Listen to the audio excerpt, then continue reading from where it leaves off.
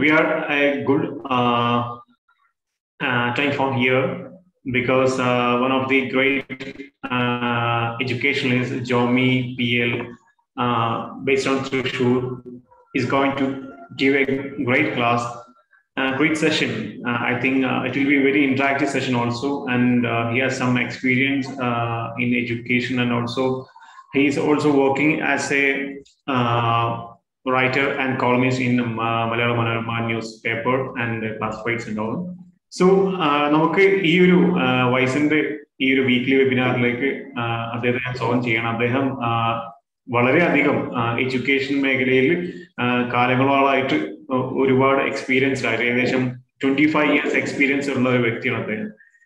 അതുപോലെ തന്നെ അദ്ദേഹം വർക്ക് ചെയ്ത മേഖലകളിലും അതുപോലെ തന്നെ അദ്ദേഹത്തിന്റെ പുസ്തകങ്ങളൊക്കെ വളരെയധികം ഫേമസ് ആണ്. ഭയങ്കര സർക്കുലേഷൻ ഉള്ള പുസ്തകങ്ങളുണ്ട്. അതേപോലെ അദ്ദേഹം എൻട്രൻസ് കോച്ചിങ് ക്ലാസ്സുകൾക്ക്, അതായത് കാറ്റ്, മാറ്റ്, ജിമാറ്റ്, MCA, ജാം പോലെയുള്ള എല്ലാ എഞ്ചിനീയറിംഗ് എൻട്രൻസ് പോലെയുള്ള പുസ്തകങ്ങളിലൊക്കെ അദ്ദേഹം അധികമായിട്ട് അദ്ദേഹത്തിന്റെ കോൺട്രിബ്യൂഷൻ നൽകിയിട്ടുണ്ട്.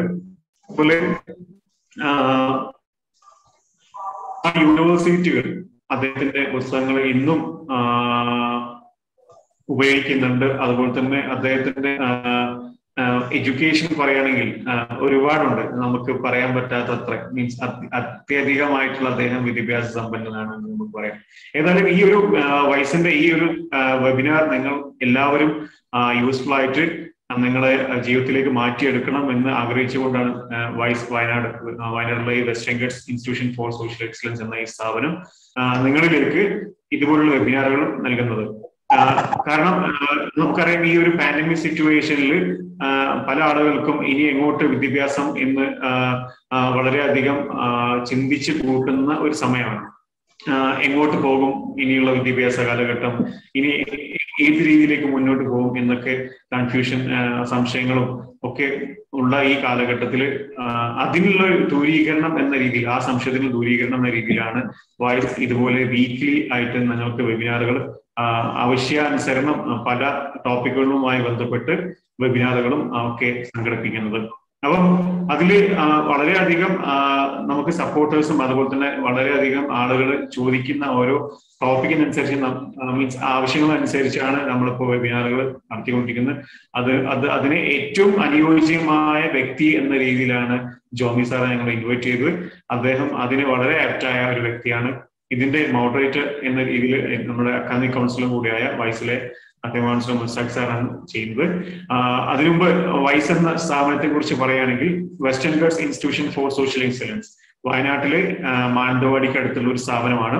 തികച്ചും വ്യത്യസ്തമായ രീതിയിൽ മൾട്ടിപ്പിൾ ഇന്റലിജൻസോട് കൂടിയിട്ട് വിദ്യാഭ്യാസം നൽകുക എന്ന ലക്ഷ്യത്തോട് കൂടിയിട്ടാണ് വെസ്റ്റേൺ ഗട്ട്സ്, അതായത് വൈസ് വയനാട് നിങ്ങളിലേക്ക്, മീൻസ് ഇവിടെ പ്രവർത്തിക്കുന്നത്. ഇന്ത്യയിൽ തന്നെ ഒരു വ്യത്യസ്തമായ എഡ്യൂക്കേഷൻ സിസ്റ്റം കൊണ്ടുവരുന്ന ഒരു സ്ഥാപനമാണ് എന്ന രീതിയിൽ പല ആളുകളും ഇവിടെ വന്നിട്ട് അഭിപ്രായം പറഞ്ഞിട്ടുണ്ട്. ഒരുപാട് ആളുകൾ ഇവിടെ വിസിറ്റ് ചെയ്യാറുണ്ട്. ഇപ്പൊ കഴിഞ്ഞ ദിവസം ഒരു ആക്ടർ കൂടിയായ KK മൊയ്തീൻ സാർ ഇവിടെ ഫിലിം ഫീൽഡിലും അതുപോലെ UA എക്സ്ചേഞ്ചിലൊക്കെ ഫെയിം ആയിട്ടുള്ള, അതുപോലെ UAയിൽ മീഡിയയിലൊക്കെ ഫെയിമായി നിൽക്കുന്ന KK മൊയ്തീൻ കോയ സാർ ഇവിടെ വിസിറ്റ് ചെയ്തിരുന്നു. അദ്ദേഹം വളരെയധികം സന്തോഷവാനാണ് നമ്മളെ ഈ ഒരു വൈസ് വയനാടിനെ കുറിച്ച് അറിഞ്ഞതിൽ. അപ്പൊ ഏതായാലും ഈ ഒരു പ്രോഗ്രാമിലേക്ക് ജോമി സാറെ ഞാൻ ഇൻവൈറ്റ് ചെയ്യാണ്. ഓക്കെ, ജോമി സാർ അതുപോലെ മുസ്താഖ് സാർ, പ്ലീസ് നിങ്ങളിലേക്ക് ഞാൻ ഏൽപ്പിക്കുകയാണ് ഈ ഒരു വെബിനാറിന്റെ മോഡറേറ്റർ സ്ഥാനം ഏറ്റെടുക്കാൻ വേണ്ടിയിട്ട്. Jomi sir, please.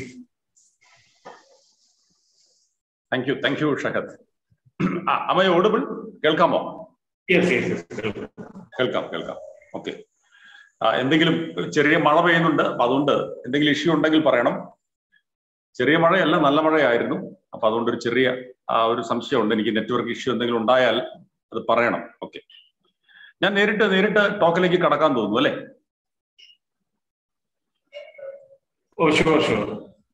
ഓക്കെ. നമ്മുടെ ക്ലാസ് അറ്റൻഡ് ചെയ്യുന്ന കുട്ടികളുടെ ഒരു ആ കോമ്പോസിഷനെ കുറിച്ച് എനിക്ക് വലിയ ധാരണയില്ല. എങ്കിലും പൊതുവെ ഞാൻ അസ്യൂം ചെയ്യുന്ന ഒരു 10ാം ക്ലാസ്സിലും 11ാം ക്ലാസ്സിലും 12ാം ക്ലാസ്സിലും ഒക്കെ പഠിക്കുന്ന കുട്ടികളാവും ഈ ക്ലാസ് അറ്റൻഡ് ചെയ്യുന്നുണ്ടാവുക എന്ന് ഞാൻ വിചാരിക്കുന്നു. ഒരുപക്ഷെ അവരുടെ മാതാപിതാക്കൾ എല്ലാവരും വീടുകളിലിരുന്ന് ക്ലാസ് കേൾക്കുന്നത് കൊണ്ട് വേണമെങ്കിൽ അവരുടെ പാരന്റ്സിനെയും കൂടെ ഇൻവൈറ്റ് ചെയ്യാനുള്ള ഒരു സാധ്യതയുണ്ട്. അപ്പൊ അതുകൊണ്ട് വേണമെങ്കിൽ കുട്ടികൾക്ക് അവരുടെ പാരൻസിൽ ആരോടെങ്കിലും കൂടെ വന്നിരിക്കാൻ പറയാം.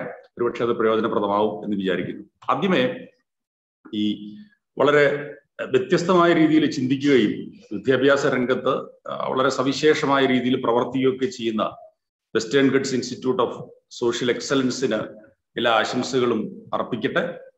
ഈ പ്രോഗ്രാമിലേക്ക് എന്നെ ക്ഷണിച്ചതിലുള്ള എൻ്റെ സന്തോഷവും ചാരിതാർത്ഥ്യവും ഞാനിവിടെ പ്രകടിപ്പിക്കുകയാണ്. ഇന്നത്തെ പ്രോഗ്രാമിൽ പങ്കെടുക്കുന്ന മുഴുവൻ പേർക്കും, മുഴുവൻ വിദ്യാർത്ഥികൾക്കും അവരുടെ ജീവിതത്തിൽ വലിയ നേട്ടങ്ങൾ ഉണ്ടാവട്ടെ എന്ന് ആത്മാർത്ഥമായിട്ട് ആഗ്രഹിച്ചുകൊണ്ട് ഞാൻ ഈ ഒരു ചെറിയ ടോക്ക് ആരംഭിക്കുകയാണ്. 10 കഴിഞ്ഞ് നമ്മുടെ കുട്ടികൾ 10ഉം 12ഉം ഒക്കെ കഴിഞ്ഞ് തുടർന്ന് എന്ത് എന്നതിനെ കുറിച്ച് കാര്യമായിട്ട് ചിന്തിക്കുന്ന ഒരു സമയമായിരിക്കും. എനിക്ക് തോന്നുന്നു ഒരു ചെറിയ 1-2 സംശയ നിവാരണത്തിന് വേണ്ടിയിട്ടാണ്, പാർട്ടിസിപ്പൻസിന്റെ ഒരു സ്വഭാവം മനസ്സിലാക്കാൻ വേണ്ടിയിട്ടാണ് 1-2 ചെറിയ ചോദ്യങ്ങൾ ചോദിച്ചോട്ടെ. ആരെങ്കിലും 12ാം ക്ലാസ് കഴിഞ്ഞ കുട്ടികളുണ്ടോ ഈ ക്ലാസ് അറ്റൻഡ് ചെയ്യുന്നവരിൽ? 12 കഴിഞ്ഞ കുട്ടികൾ അവർ ആ ചാറ്റ് ബോക്സിൽ ജസ്റ്റ് സൂചിപ്പിച്ചാൽ മതി. 12 കഴിഞ്ഞ കുട്ടികൾ ഉണ്ട്. ഓക്കെ, ഒരാൾ. മറ്റാരെങ്കിലും ഉണ്ടോ? 12ാം ക്ലാസ് കഴിഞ്ഞ കുട്ടികൾ ആരെങ്കിലും ഉണ്ടോ? ഉണ്ട്. ഓക്കെ. ഇപ്പോ ഹൈസ്കൂൾ ക്ലാസ്സുകളിൽ പഠിച്ചുകൊണ്ടിരിക്കുന്ന കുട്ടികളുണ്ടോ? ഹൈസ്കൂൾ ക്ലാസ്സുകളിൽ പഠിച്ചുകൊണ്ടിരിക്കുന്ന കുട്ടികളുണ്ടോ? അതായത് 9, 10, 8, 9, 10 ക്ലാസ്സുകളിൽ പഠിച്ചുകൊണ്ടിരിക്കുന്ന കുട്ടികൾ ഉണ്ട്. ഓക്കെ, ഫൈൻ, ഉണ്ട്. അപ്പൊ പിന്നെ സ്വാഭാവികമായിട്ട് 11, 12 ക്ലാസ്സുകളിൽ പഠിക്കുന്ന കുട്ടികളും കാണും.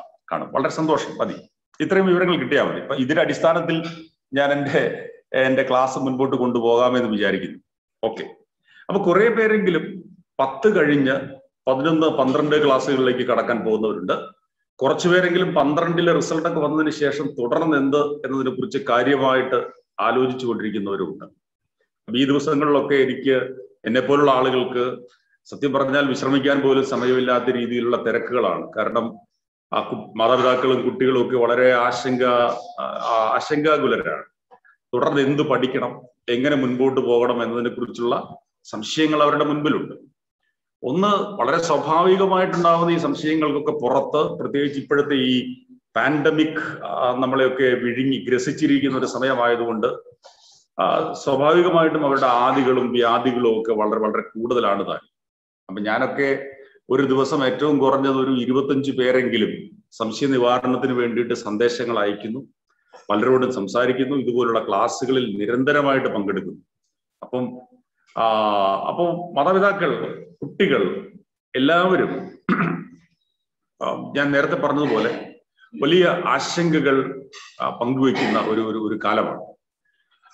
പക്ഷേ അതേസമയം തന്നെ അത് ആശങ്കകൾക്ക് കാരണമുണ്ട്. ഞാൻ നേരത്തെ പറഞ്ഞതുപോലെ ഈ കൊറോണ പടർന്നു പിടിച്ചു എന്നുള്ളത് മാത്രമല്ല, നമ്മുടെ മുമ്പിലുള്ള കോഴ്സുകളുടെ ബാഹുല്യം, സ്ഥാപനങ്ങളുടെ ബാഹുല്യം. So someone is asking whether the session be in Malayalam or English. Should I speak in English? Do we have anybody from outside Kerala? Okay, Dr. Shafiq says yes. Is it okay for all the participants? I don't know.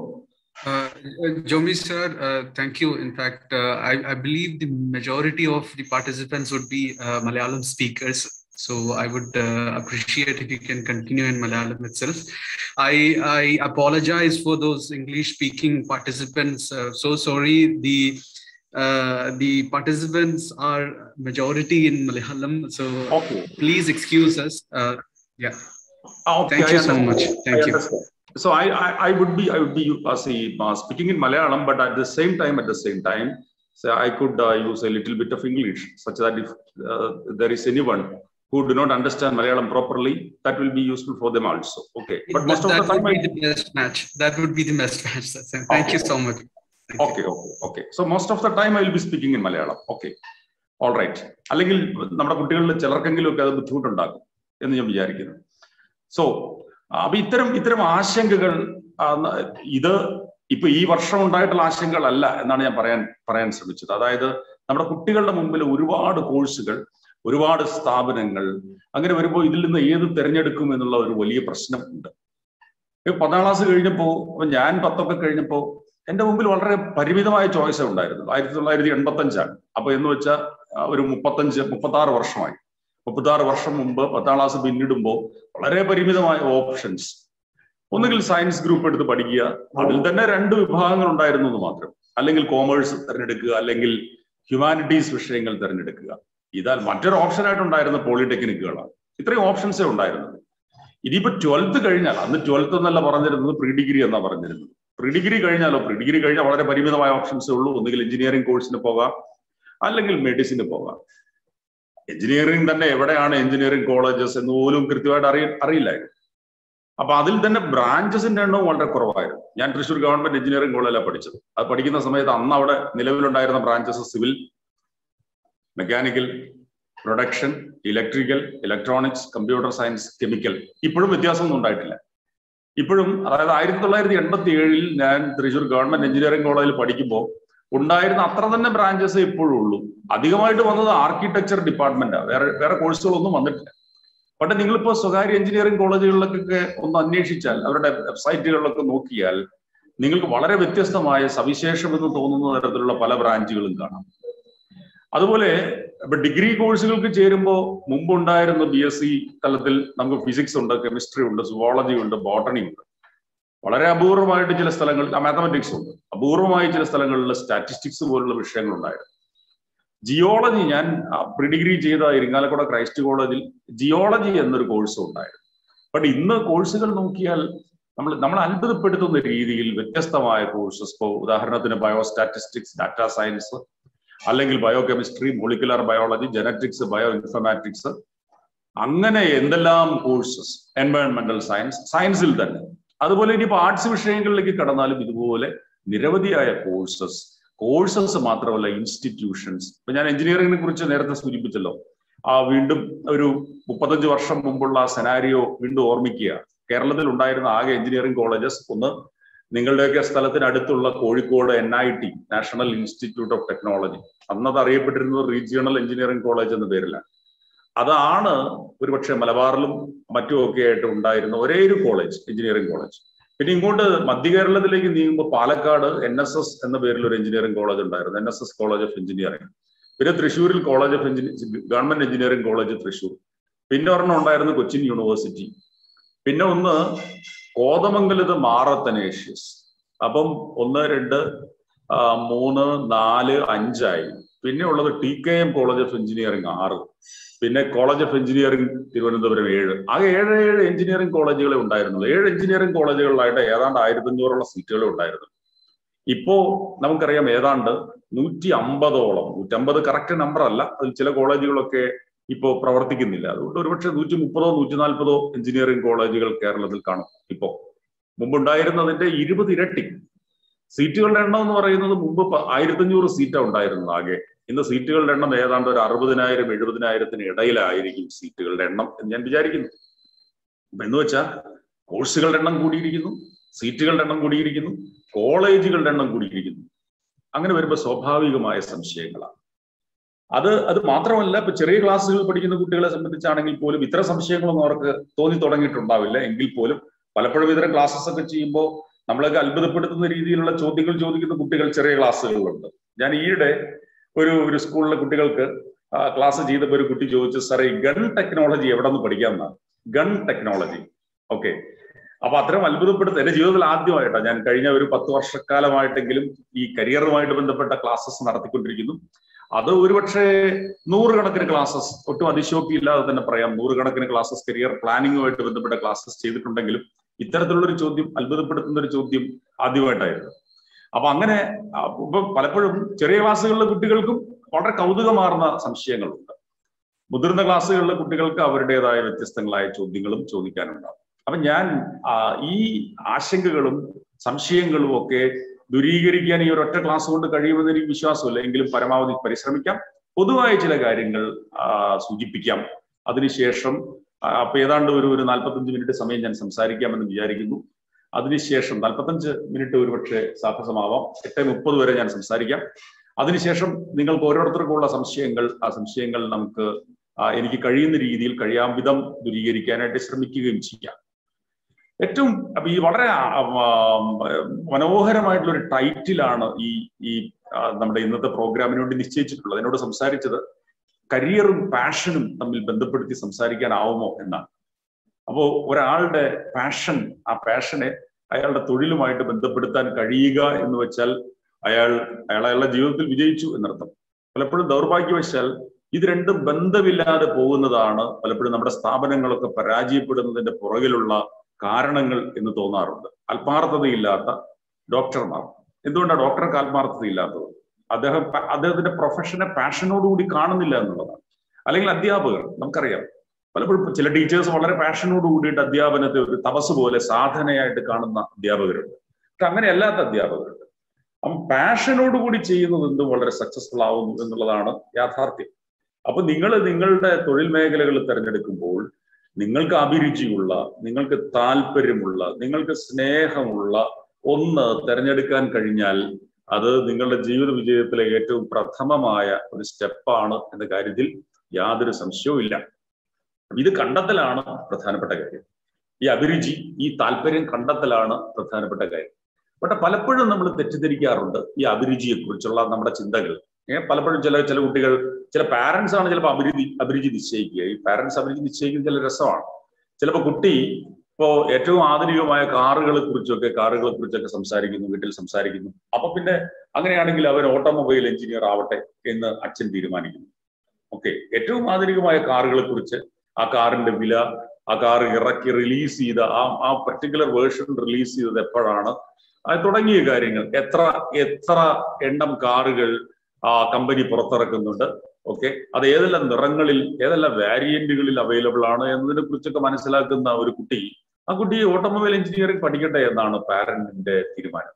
Automobile engineering പൂർണ്ണമായിട്ടും വ്യത്യസ്തമായ ഒരു മേഖലയാണ്. അത് കാറിന്റെ ഡിസൈനോ കാറിന്റെ വിലയോ ആയിട്ട് യാതൊരു ബന്ധവുമില്ല. പക്ഷെ പലപ്പോഴും നമ്മൾ ഈ അഭിരുചിയെ അങ്ങനെ തെറ്റിദ്ധരിക്കാറുണ്ട് എന്ന് സൂചിപ്പിച്ചതാണ്.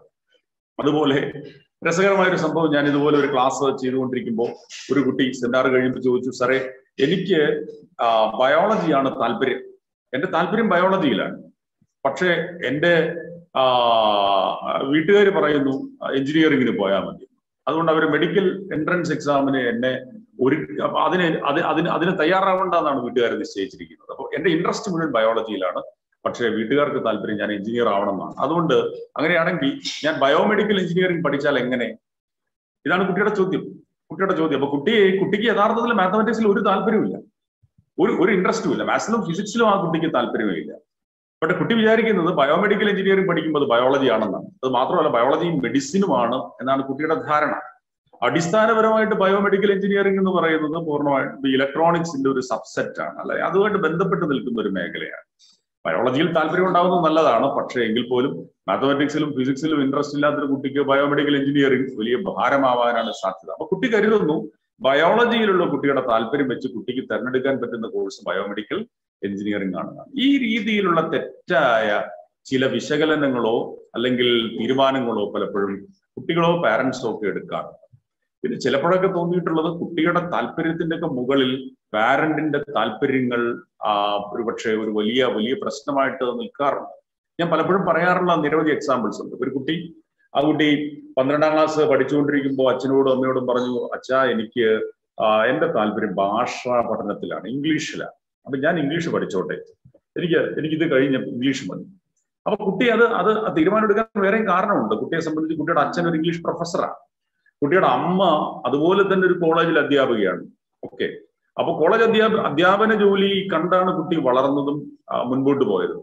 അപ്പോ അച്ഛൻ നല്ല അധ്യാപകനാണ്. അപ്പൊ ഇംഗ്ലീഷ് ഭാഷയിൽ കുട്ടിക്ക് വളരെ സ്വാഭാവികമായ താല്പര്യമുണ്ട് താനും. പക്ഷെ അച്ഛൻ പറഞ്ഞു, അതൊന്നും പറ്റില്ല, ഇംഗ്ലീഷ് നിനക്ക് ഒരു മെച്ചപ്പെട്ട പ്രൊഫഷനേ അല്ല, അതൊരു മെച്ചപ്പെട്ട കരിയറേ അല്ല. നീ 12ാം ക്ലാസ്സിൽ നീ എഞ്ചിനീയറിംഗ് എൻട്രൻസ് എക്സാം എഴുതുക, എഞ്ചിനീയറിംഗിന് ചേരുക, വേറെ you don't have any other choice.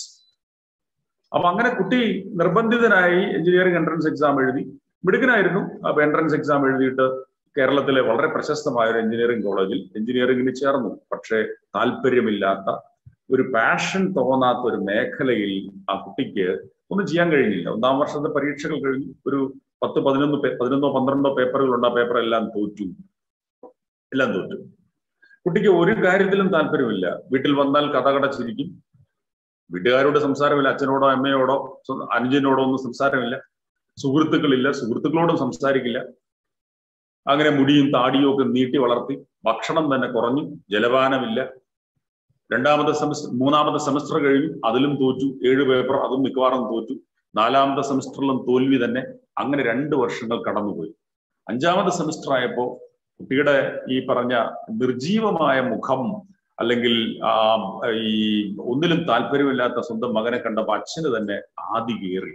അച്ഛൻ ഒരു ദിവസം മകനോട് ചോദിച്ചു, മോനെ എന്താ ഞാൻ ചെയ്യേണ്ടത്? അപ്പം മോൻ പറഞ്ഞു, അച്ഛാ എനിക്ക് ഇംഗ്ലീഷ് പഠിക്കണം. അപ്പൊ 2.5 വർഷക്കാലത്തെ എഞ്ചിനീയറിംഗ് പഠനത്തിന് ശേഷം കുട്ടിക്ക് അച്ഛൻ അനുവാദം നൽകി, നീ ഇംഗ്ലീഷ് പഠിച്ചോ. അങ്ങനെ ആ വർഷം ഇന്ത്യയിലെ പ്രശസ്തമായ ഇംഗ്ലീഷ് ആൻഡ് ഫോറിൻ ലാംഗ്വേജസ് യൂണിവേഴ്സിറ്റിയുടെ IFLU എന്ന് പറയുന്ന സർവകലാശാല, ഹൈദരാബാദിലുള്ള സർവകലാശാലയാണ്. ആ സർവകലാശാലയുടെ പ്രവേശന പരീക്ഷയ്ക്ക് കുട്ടി തയ്യാറെടുക്കുകയും ആ പ്രവേശന പരീക്ഷ എഴുതുകയും ആ വർഷത്തെ പ്രവേശന പരീക്ഷയിൽ ഇന്ത്യയിലെ 1ാം റാങ്കോടെ ആ സർവകലാശാലയിൽ അദ്ദേഹത്തിന് പ്രവേശനം കിട്ടുകയും ചെയ്തു. അപ്പൊ കുട്ടിക്ക് താല്പര്യമുള്ള ഒരു വിഷയം പഠിക്കാൻ അവസരം ഉണ്ടായപ്പോൾ അത് നന്നായി പഠിച്ചു എന്നുള്ളതാണ് യാഥാർത്ഥ്യം. അങ്ങനെ എത്രയോ ഉദാഹരണങ്ങൾ, എത്രയെത്ര ഉദാഹരണങ്ങൾ. എൻ്റെ ഒരു സുഹൃത്ത്, അവന് ഡോക്ടർ ആവാനായിരുന്നു ആഗ്രഹം. പക്ഷെ അവന്റെ ഫാദർ പറഞ്ഞു, നീ 2 എൻട്രൻസ് എക്സാം എഴുതിക്കോ, എഞ്ചിനീയറിംഗ് എഴുതിക്കോളും, മെഡിസിനും എഴുതിക്കോളും, ഏതാ കിട്ടുന്നത് വെച്ചാൽ അതിന് ചേർന്നോ, വേറെ രക്ഷയൊന്നുമില്ല, വർഷം കളയാൻ പറ്റില്ല. ഇതായിരുന്നു അച്ഛന്റെ കാഴ്ചപ്പാട്. വർഷം നഷ്ടപ്പെടുത്താൻ പറ്റില്ല. അങ്ങനെ 2 എൻട്രൻസ് എക്സാം എഴുതി +2 കഴിഞ്ഞപ്പോൾ എഞ്ചിനീയറിംഗ് എൻട്രൻസിന് സക്സസ്ഫുൾ ആയി. മെഡിസിൻ കിട്ടിയില്ല, എഞ്ചിനീയറിംഗ് കിട്ടി. അങ്ങനെ ഫാദറിന്റെ നിർബന്ധത്തിന് വഴങ്ങി തൃശ്ശൂർ ഗവൺമെന്റ് എഞ്ചിനീയറിംഗ് കോളേജിൽ അദ്ദേഹം ഇലക്ട്രിക്കൽ എഞ്ചിനീയറിംഗിന് ചേർന്നു. 4 വർഷം കഴിഞ്ഞു, കോഴ്സ് പൂർത്തിയാക്കി വീട്ടിൽ ചെന്ന് ഫാദറിനോട് പറഞ്ഞു, അച്ഛാ, അച്ഛൻ പറഞ്ഞതുപോലെ ഞാനിപ്പോൾ എഞ്ചിനീയറിംഗ് പൂർത്തിയാക്കി. പക്ഷെ 4 വർഷത്തെ പഠനം അവന് കുറച്ചുകൂടി അച്ഛന്റെ മുമ്പിൽ നിവർന്നു നിന്ന് സംസാരിക്കാനുള്ള ഒരു കരുത്തൊക്കെ അവന് നൽകിയിരുന്നു. അപ്പൊ അത് കഴിഞ്ഞ് അടുത്ത വാചകം വന്നു, ഇനി എന്റെ ഇഷ്ടം എനിക്ക് ഡോക്ടർ ആവുക എന്നുള്ളതാണ്. ഞാൻ മെഡിക്കൽ എൻട്രൻസ് എക്സാം എഴുതും, ഈ വർഷത്തെ മെഡിക്കൽ എൻട്രൻസ് എക്സാം എഴുതും. അങ്ങനെ എഴുതി. 4 വർഷത്തെ എഞ്ചിനീയറിംഗ് പഠനം കഴിഞ്ഞാൽ സാധാരണഗതിയിൽ കുട്ടികൾ മിക്കവാറും അവരുടെ കയ്യിലുള്ള കെമിസ്ട്രിയും ബയോളജിയും ഒക്കെ പോയിട്ടുണ്ടാവും. കാരണം എഞ്ചിനീയറിംഗ് അടിസ്ഥാനപരമായിട്ട് മാത്തമാറ്റിക്സിന്റെ ഫിസിക്സിന്റെയും ഒക്കെ ഒരു പ്രയോഗമാണ്. ഓക്കെ, അപ്പൊ പിന്നെ കെമിസ്ട്രിയിലും ബയോളജിയിലും ഒക്കെയുള്ള നമ്മുടെ ഒരു +2 ക്ലാസ് കാലത്ത് കിട്ടിയ അറിവുകളൊക്കെ നഷ്ടപ്പെടുക. അപ്പൊ ആ കുട്ടി മിക്കവാറും അതൊക്കെ മറന്നു കാണേണ്ടതാണ്. പക്ഷേ ആ വർഷത്തെ മെഡിക്കൽ എൻട്രൻസ് എക്സാമിൽ എല്ലാവരെയും അത്ഭുതപ്പെടുത്തിക്കൊണ്ട് ആ സുഹൃത്ത് മെറിറ്റിൽ തന്നെ മികച്ച റാങ്ക് വാങ്ങി ആലപ്പുഴ മെഡിക്കൽ കോളേജിൽ ചേർന്ന് MBBS പഠനം പൂർത്തിയാക്കി, MDയും പൂർത്തിയാക്കി എന്നുള്ളതാണ് യാഥാർത്ഥ്യം. അപ്പൊ ഒരുപക്ഷെ അദ്ദേഹം കേരളത്തിലെ ആദ്യത്തെ എഞ്ചിനീയറായ ഡോക്ടറാവും. അപ്പം എന്റെ വളരെ അടുത്തൊരു സുഹൃത്താണ്. ഞാൻ കൂടുതൽ വിവരങ്ങൾ അദ്ദേഹത്തെ കുറിച്ച് പറയുന്നില്ല. ഞാൻ അദ്ദേഹത്തെ അഭിനന്ദിക്കുക ചെയ്യുന്നത്. കാരണം എന്ന് വെച്ചാൽ ഒരാളുടെ പാഷൻ എന്താണോ ആ പാഷന്റെ പുറകെ പോവുക എന്നുള്ളതാണ് ശരിയായ തീരുമാനം. ചില ഉദാഹരണങ്ങൾ സൂചിപ്പിച്ചെന്ന് മാത്രമേ ഉള്ളൂ. പക്ഷെ ഈ പാഷൻ നമ്മൾ വളരെ വളരെ സീരിയസ് ആയിട്ട് വിലയിരുത്തേണ്ടതാണ്. ചിലപ്പോൾ നമുക്ക് നമ്മുടെ പാഷൻ എന്താണ് എന്നതിനെ കുറിച്ച് കൃത്യമായിട്ടുള്ള അറിവുകൾ ഉണ്ടാവില്ല. ചിലരൊക്കെ തെറ്റിദ്ധരിക്കുന്നത് പലപ്പോഴും തീരുമാനങ്ങൾ എടുക്കുന്നവരുടെ സുഹൃത്തുക്കളുടെ ഒക്കെ നിർബന്ധത്തിന് വഴങ്ങിയിട്ടാവും. അവൻ ആ കോഴ്സിന് പോകുന്നു, അതുകൊണ്ട് ഞാനും പോകുന്നു. അത്രയേ ഉള്ളൂ. ഒരുപക്ഷെ അല്ലെങ്കിൽ ചിലരെ സംബന്ധിച്ചിടത്തോളം എന്താ പറയുക, വീടിനടുത്തുള്ള ഒരു കോളേജ് തിരഞ്ഞെടുക്കുക, അവിടെ കിട്ടുന്ന കോഴ്സിന് ചേരുക, അത്രയേ ഉള്ളൂ. ഇതിൽ പല കാരണങ്ങളുണ്ട്. നമ്മുടെയൊക്കെ സർവകലാശാലകളും നമ്മുടെ വിദ്യാഭ്യാസ രംഗത്ത് പ്രവർത്തിക്കുന്നവരൊക്കെ ഉത്തരവാദികളാണ്. പലപ്പോഴും കുട്ടികളെ അവരുടെ അഭിരുചി നോക്കിയിട്ടൊന്നുമല്ല നമ്മൾ കോഴ്സസിന് പ്രവേശിപ്പിക്കുന്നത്.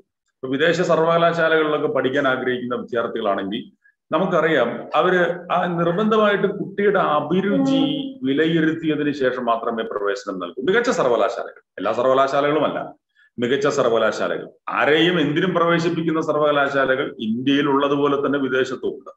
നിലവാരമില്ലാത്ത സർവകലാശാലകൾ, അല്ലെങ്കിൽ പണമുണ്ടാക്കാൻ വേണ്ടി മാത്രം വിദ്യാഭ്യാസ രംഗത്തേക്ക് കടന്നു വന്നിട്ടുള്ള യൂണിവേഴ്സിറ്റികളൊക്കെ വിദേശ രാജ്യങ്ങളിലും ഉണ്ട്, ഇന്ത്യയിലും ഉണ്ട്. ഇന്ത്യയിൽ ധാരാളമുണ്ട്, വിദേശത്തും ധാരാളമുണ്ട്.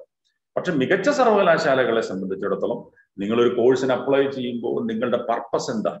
ആ പർപ്പസിനെ നമ്മൾ SOP എന്ന് പറയും, സ്റ്റേറ്റ്മെന്റ് ഓഫ് പർപ്പസ്. ഈ പർപ്പസ്, അതായത് ലക്ഷ്യം വിശദീകരിച്ചുകൊണ്ടുള്ള ഒരു ഉപന്യാസത്തെയാണ് ഈ SOP എന്ന് പറയുക.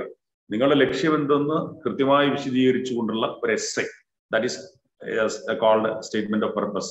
So ഈ സ്റ്റേറ്റ്മെന്റ് ഓഫ് പർപ്പസ് പരിശോധിച്ചുകൊണ്ടും കൂടെയാണ്, അത് മാത്രമല്ല അവർ പരിഗണിക്കുക, മറ്റു പലതും പരിഗണിക്കും, ഇതും കൂടെ പരിഗണിച്ചുകൊണ്ടാണ് അവർ പ്രവേശനം നൽകുന്നത്. പക്ഷെ നമ്മുടെ സർവകലാശാലകളിലോ കോളേജുകളിലോ അങ്ങനെയൊന്നുമല്ല. നമ്മൾ ഏകജാലകത്തിലൂടെ സിംഗിൾ വിൻഡോ സിസ്റ്റത്തിൽ അപ്ലൈ ചെയ്യുന്നു, കിട്ടുന്നിടത്ത് പോകുന്നു, കിട്ടുന്ന കോഴ്സിന് ചേരുന്നു. ഈ കോഴ്സിന് ചേരുമ്പോൾ കുട്ടി ഇതിന് പറ്റിയ ആളാണോ എന്ന് ഒരാളും പരിശോധിക്കുന്നില്ല. ആ കുട്ടിക്ക് കൃത്യമായ കൗൺസിലിംഗ് നൽകാനുള്ള സംവിധാനങ്ങളും ദൗർഭാഗ്യവശാൽ നിലനിൽക്കുന്നില്ല എന്നുള്ളത് ഒരു വലിയ ദുരന്ത യാഥാർത്ഥ്യമാണ്. ഞാൻ നിങ്ങളുടെ മുമ്പിൽ അത് അവതരിപ്പിക്കുന്നു എന്ന് മാത്രമേ ഉള്ളൂ. അപ്പം അത് പരിശോധിക്കപ്പെടേണ്ടതാണ്. അപ്പം ഇനി കുട്ടികൾ മനസ്സിലാക്കേണ്ടത്, ഞാൻ നേരത്തെ പറഞ്ഞതുപോലെ, നമ്മുടെ സുഹൃത്തുക്കളും നമ്മളും തമ്മിൽ അടിസ്ഥാനപരമായ മാറ്റങ്ങൾ കാണും, വ്യത്യാസങ്ങൾ ഉണ്ടാവും. അതുകൊണ്ട് അവനോ അവളോ തിരഞ്ഞെടുക്കുന്ന ഒരു കോഴ്സ് നിങ്ങൾക്ക് ഇണങ്ങുന്നതാകണമെന്ന് യാതൊരു നിർബന്ധവുമില്ല. നിങ്ങളല്ല അയാൾ. ഓരോ വ്യക്തിയും യുണീക്കാണ്. നമ്മുടെ താല്പര്യങ്ങൾ, നമ്മുടെ കഴിവുകൾ എന്നിവയെല്ലാം യഥാവിധം വിലയിരുത്തി വേണം നമ്മൾ ഇത്തരം തീരുമാനങ്ങളിൽ എത്താൻ. ഇനി ചിലപ്പോൾ തെറ്റായ തീരുമാനങ്ങൾ എടുക്കും.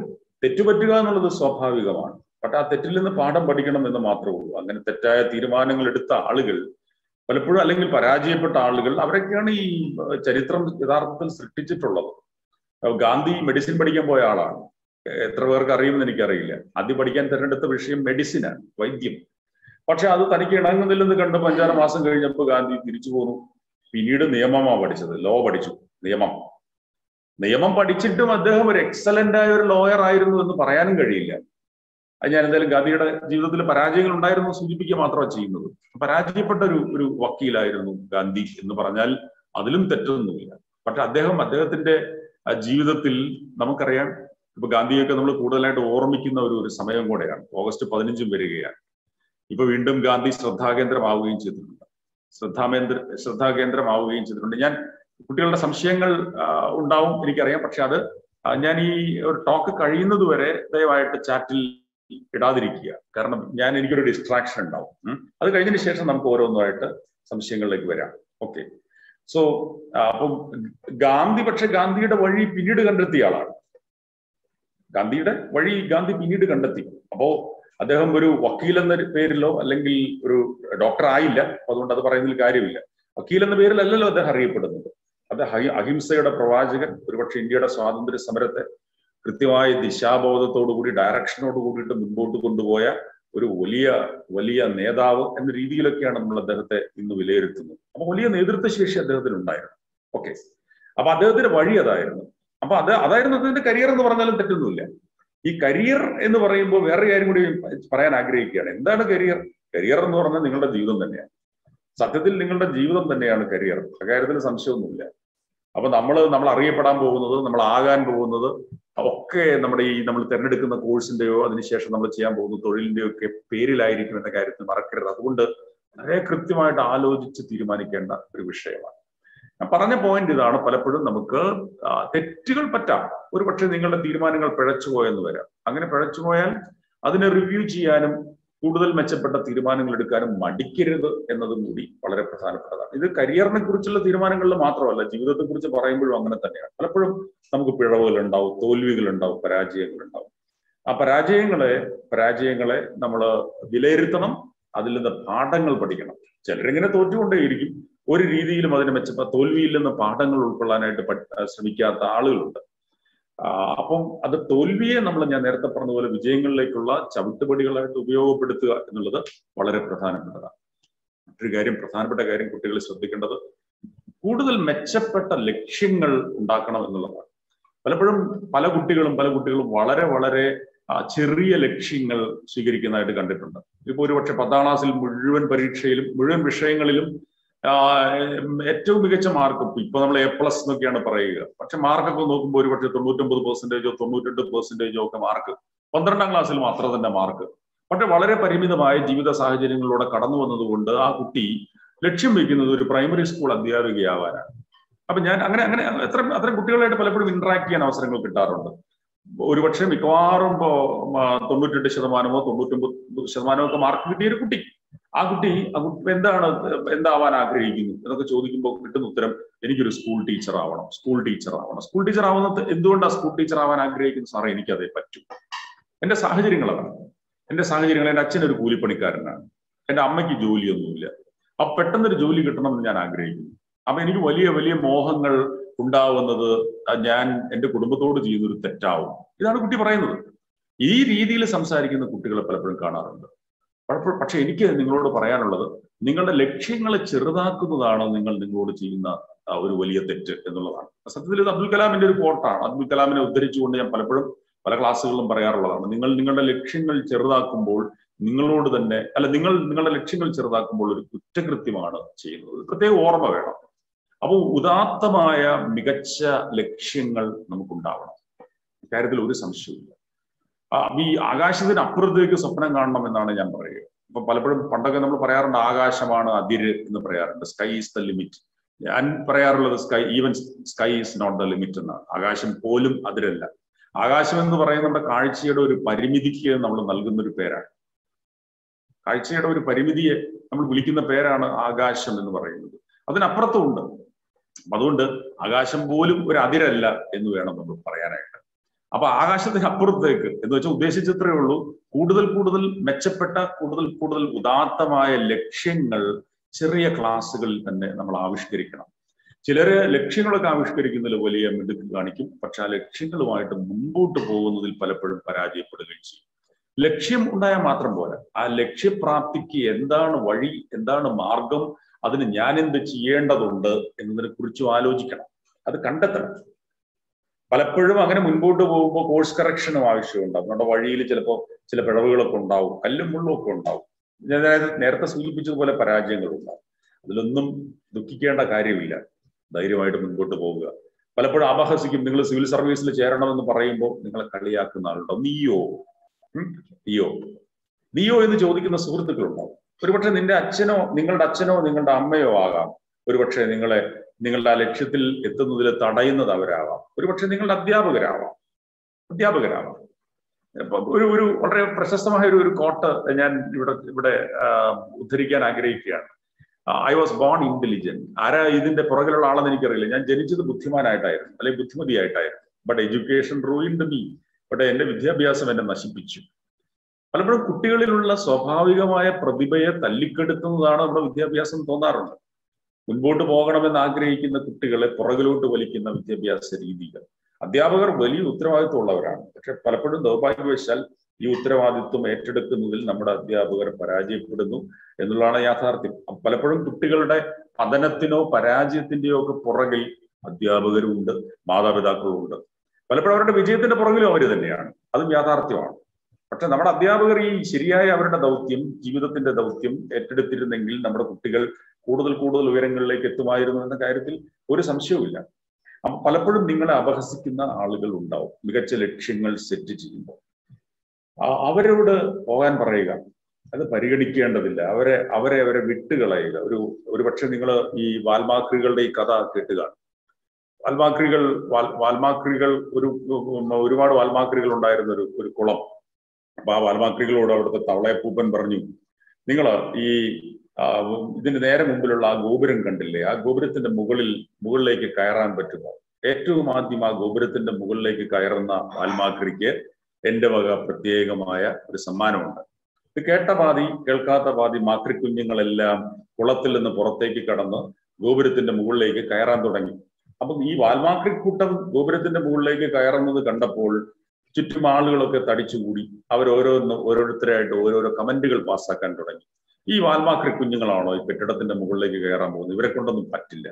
ഇവർ കയറുന്നതിനിടയിൽ പലരും തട്ടിമറിച്ച് വീണ് ചത്തുപോകും, അല്ലെങ്കിൽ അവരുടെ കയ്യോ കാലോ ഒക്കെ ഒടിയാനുള്ള എല്ലാ സാധ്യതയുണ്ട്. ഇങ്ങനെ ആളുകൾ പറയുന്നത് കേട്ട് പല വാൽമാക്രി കുഞ്ഞുങ്ങളും താഴോട്ട് ഇറങ്ങാൻ തുടങ്ങി. ചിലരൊക്കെ താഴോട്ട് ഇറങ്ങുന്നതിനിടയിൽ താഴേക്ക് വീഴുകയും ചെയ്തു. പക്ഷെ ചിലർ മുമ്പോട്ട് പോയി. പക്ഷെ പരിഹാസവാക്കുകളും കുത്തുവാക്കുകളും തുടർന്നുകൊണ്ടിരുന്നു. അപ്പോ മുകളിലോട്ട് കയറാൻ തീരുമാനിച്ച ഭൂരിഭാഗം ആളുകളും വീണ്ടും താഴോട്ട് തന്നെ ഇറങ്ങി വന്നു. അവസാനം ഒരു വാൽമാക്രി കുഞ്ഞ് മാത്രം ഗോപുരത്തിന്റെ മുകളിലെത്തി. അപ്പം ആളുകൾക്ക് അത്ഭുതമായി. പത്രപ്രവർത്തകർ ഓടിച്ചെന്ന് ഈ വാൽമാക്രി കുഞ്ഞിനോട് ചോദിച്ചു, മറ്റെല്ലാവരും പിൻവാങ്ങി, അല്ലെങ്കിൽ മറ്റെല്ലാവരും പരാജയപ്പെട്ടു, നീ മാത്രം വിജയിച്ചു, എന്തായിരുന്നു ഈ വിജയത്തിന്റെ കാരണം? വേറൊരു കഥയാണ് എന്ന് നമുക്കൊക്കെ അറിയാം. പക്ഷെ ആ കഥയിൽ ഒരു വലിയ കാര്യമുണ്ട് എന്നുകൊണ്ടാണ് ഞാൻ ഈ കഥ പറയുന്നത്.